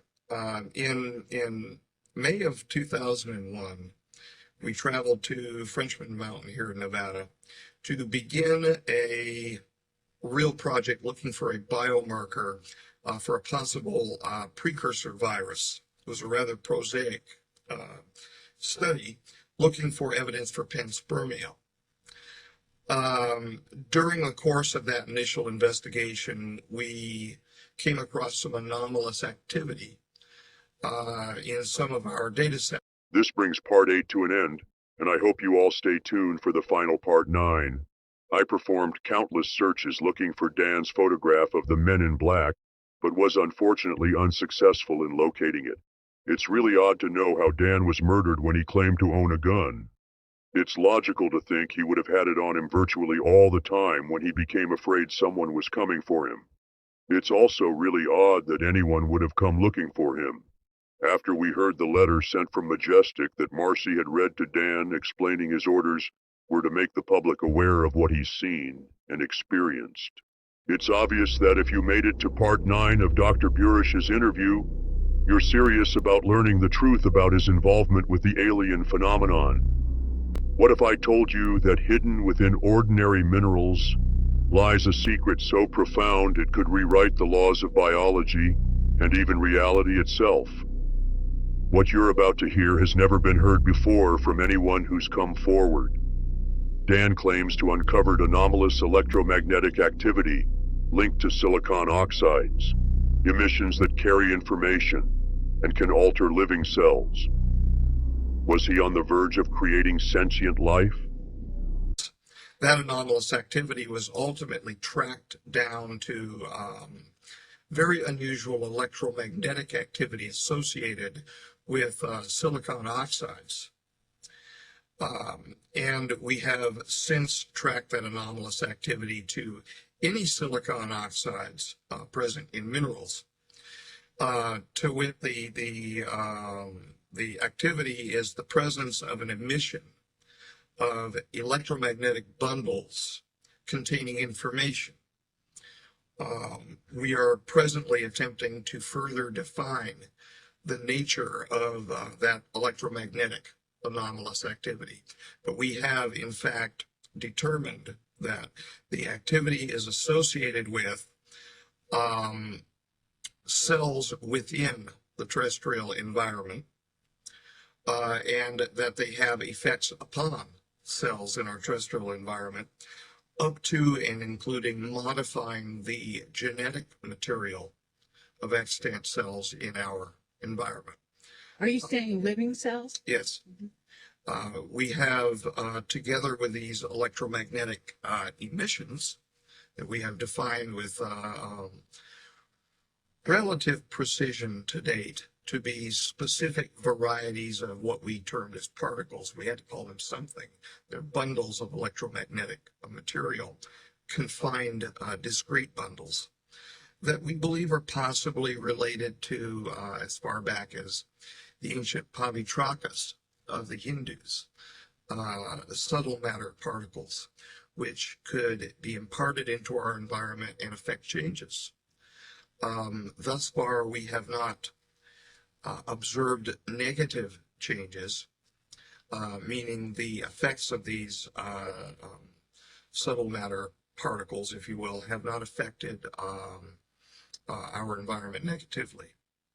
But you have had interruptions as a result of those particles. Oh, Anomalous activity, you said. We've had anomalous thermal emissions when too much or too little energy was imparted to the silicon oxide bearing material. We have had unusual drains of batteries around the activity, and have not defined why. But there have been two phenomena associated with Lotus that have been particularly striking to me as a biologist. We've had resets of cells which have occurred, and I say resets because I'm trying not to make it sound Frankenstein-like, where there have been heat-fixed yeast cells which have been used as offered, if you will, to this phenomenon as target cells. And upon the receipt of material of these dead heat-fixed yeast cells, we've had a restart of the cells, and we have the photographic and the... So they've come back to life, is what you're saying, as a result of this? There has been yes. I really don't even like using those terms. It's out of the book, off the edge of the pizza, so to speak. But we have had a restart of the cells in that location. However, the cells which have restarted from the dead cells are not the same cells, are not the same functioning cells as the precursor cells, the precursor yeast cells. We don't really know what they are. You mean, are you saying that the cells changed and they're functioning differently after being exposed to this energy? We started out with essentially a fungal cell, a budding yeast cell, which we heat fixed, and the result was more termed what one would normally term an animal-like cell. Really? So it actually changed it from one thing. It actually transformed it from one thing to another. It transformed it from one thing to another after imparting to it what we've come to call a template. There is an actual imparting of DNA to the cell. So we're receiving DNA essentially across some sort of an electromagnetic barrier through these what we call portals, these emissions of electromagnetic energy that then impart further discrete bundles of electromagnetism to our environment. So we're attempting to understand it. We don't understand what we are truly looking at the moment. We've not fully defined the Lotus as a system. Okay, but are the particles, are these the Ganesh particles that are coming through? We've defined three basic discrete varieties of particles that we've termed alpha, beta, and C-type particles. The A-type particles were nicknamed Ganesh particles. And that's what they are. They're nicknames. We had to call them something, so we called them Ganesh particles out of a historical deference, if you will, for the mover of obstacles. And we called the portals Shiva portals, as an opening or a changing. These are the admission or emission centers, if you will, for these Ganesh particles. And then we have still another variety of particle, which we call Selkies. And Marcia actually named them. These are C-type particles. And they basically act as almost like crossing guards, which line the periphery of an electromagnetic stream that leaves these portals, and basically act as guards or guideways. surrounding the Ganesh particles, giving them a pathway to a target. Now, the real question, I think, is how is the decision being made for a target? And we've identified on these cell keys what appear to be acoustic antennae. And I say appear to be acoustic antennae because changes of input into this system, acoustic changes, affect the behavior of these cell key particles. Sound, in other words, Yes. sound is affecting the cell key particles, causing them to redirect the energy towards a target or away from a target? Causing them to redirect their positions, which confine an electromagnetic stream or a river, if you will, being emitted from these portals. And you know, we've wondered what the portals are. They might be micro wormholes. We don't know right now. And these are nano-sized portals? Is that No, these are microscopic sized, somewhere within the 20 to well, it'd be very transient up to 50, but around the 10 to 20 micrometer size. And so they're observable quite readily under a compound microscope if the conditions are held constant and if they are treated delicately. They're extremely transient phenomena. In other words, you don't have control over them. No. And in fact, we don't do any direct propagations anymore. The last direct propagation was done last November, and we received for the second time an anomalous growth of cells in the medium surrounding the crystal that we were using. We were using a quartz crystal because of the silicon oxide nature of the quartz crystal. And we received an anomalous growth of cells of unknown origin around the crystal. So we do not know where these cells were from. We've had that happen now twice, and we've determined that we're getting a little too good, if you will, at the science of propagating these portals, and we're possibly receiving a negative consequence as a result. In other words, those could actually be an alien life form. Indeed. Okay. Indeed, they could. Very interesting. They could be extraterrestrial. Cells, I mean, they're microscopic, right? So, right. I mean, you know, we've received a mix of very unusual cells, which I was not able to cytologically type, and also cells which appeared nearly prosaic to our ocean here. Microscopic one-celled organisms, haptophytes. but they came out of nowhere.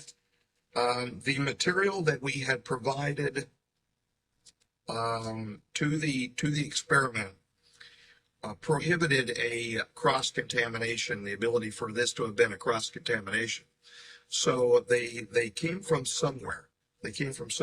Now, also, what we've done is a repeat of a very famous experiment called the Spallanzani experiment with beef broth, but we put a tweak on it, if you will. And the Spallanzani experiments were experiments designed to either prove or disprove the idea of spontaneous generation. And so the question is then begged, are we exhibiting spontaneous generation here? And I think that we have zero evidence that this is spontaneous generation. And allow me to explain why.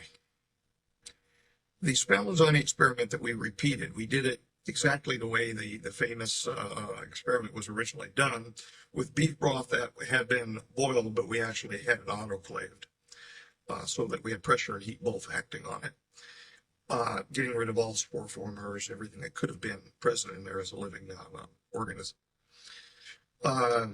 We left some open, some closed, and then we did a closed and an open experiment where we applied electricity and a silicon oxide bearing crystal to it. And in the case where we had the closed study done, we received the growth of cells in that closed study,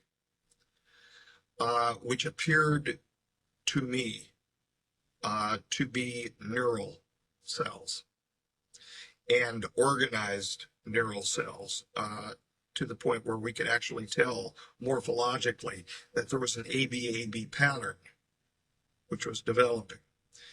I wouldn't say that I was in a panic, but Marcia is nodding her head rapidly off the camera. I was in a near panic to cease the study then and there so that we weren't accidentally producing something with sentience. Wow. Not my right. That would have been an abomination of some variety. I don't practice the tools of science devoid of moral considerations. Some nowadays, I think, have no problem, no compunction against that. I do. So the study was ceased immediately, and the cells were photographed. Yes, we have the photographs of them, but the study was ceased, and it was killed immediately. Okay, well, this is really kind of earth-shaking information that you've got here, and now Very that humbling. I'm getting it For me. in a way that I understand, it makes it very clear. Wow. But Thank you, Dan. Unfortunately, Dan Burisch is no longer with us for further studying. So, what was he truly looking at?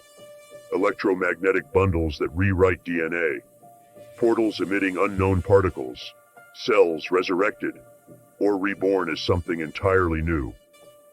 Dan claimed they stopped their experiments, not because they failed, but because they succeeded too well. Was this spontaneous generation? One can't help but ask themselves what's possible with our mortality, if what he said was true. One thing is certain, the boundary between life and non-life may not be as solid as we think. And the real question is, what happens when we cross it? If you enjoyed this interview, please subscribe to my channel for more content into the UFO and alien phenomena.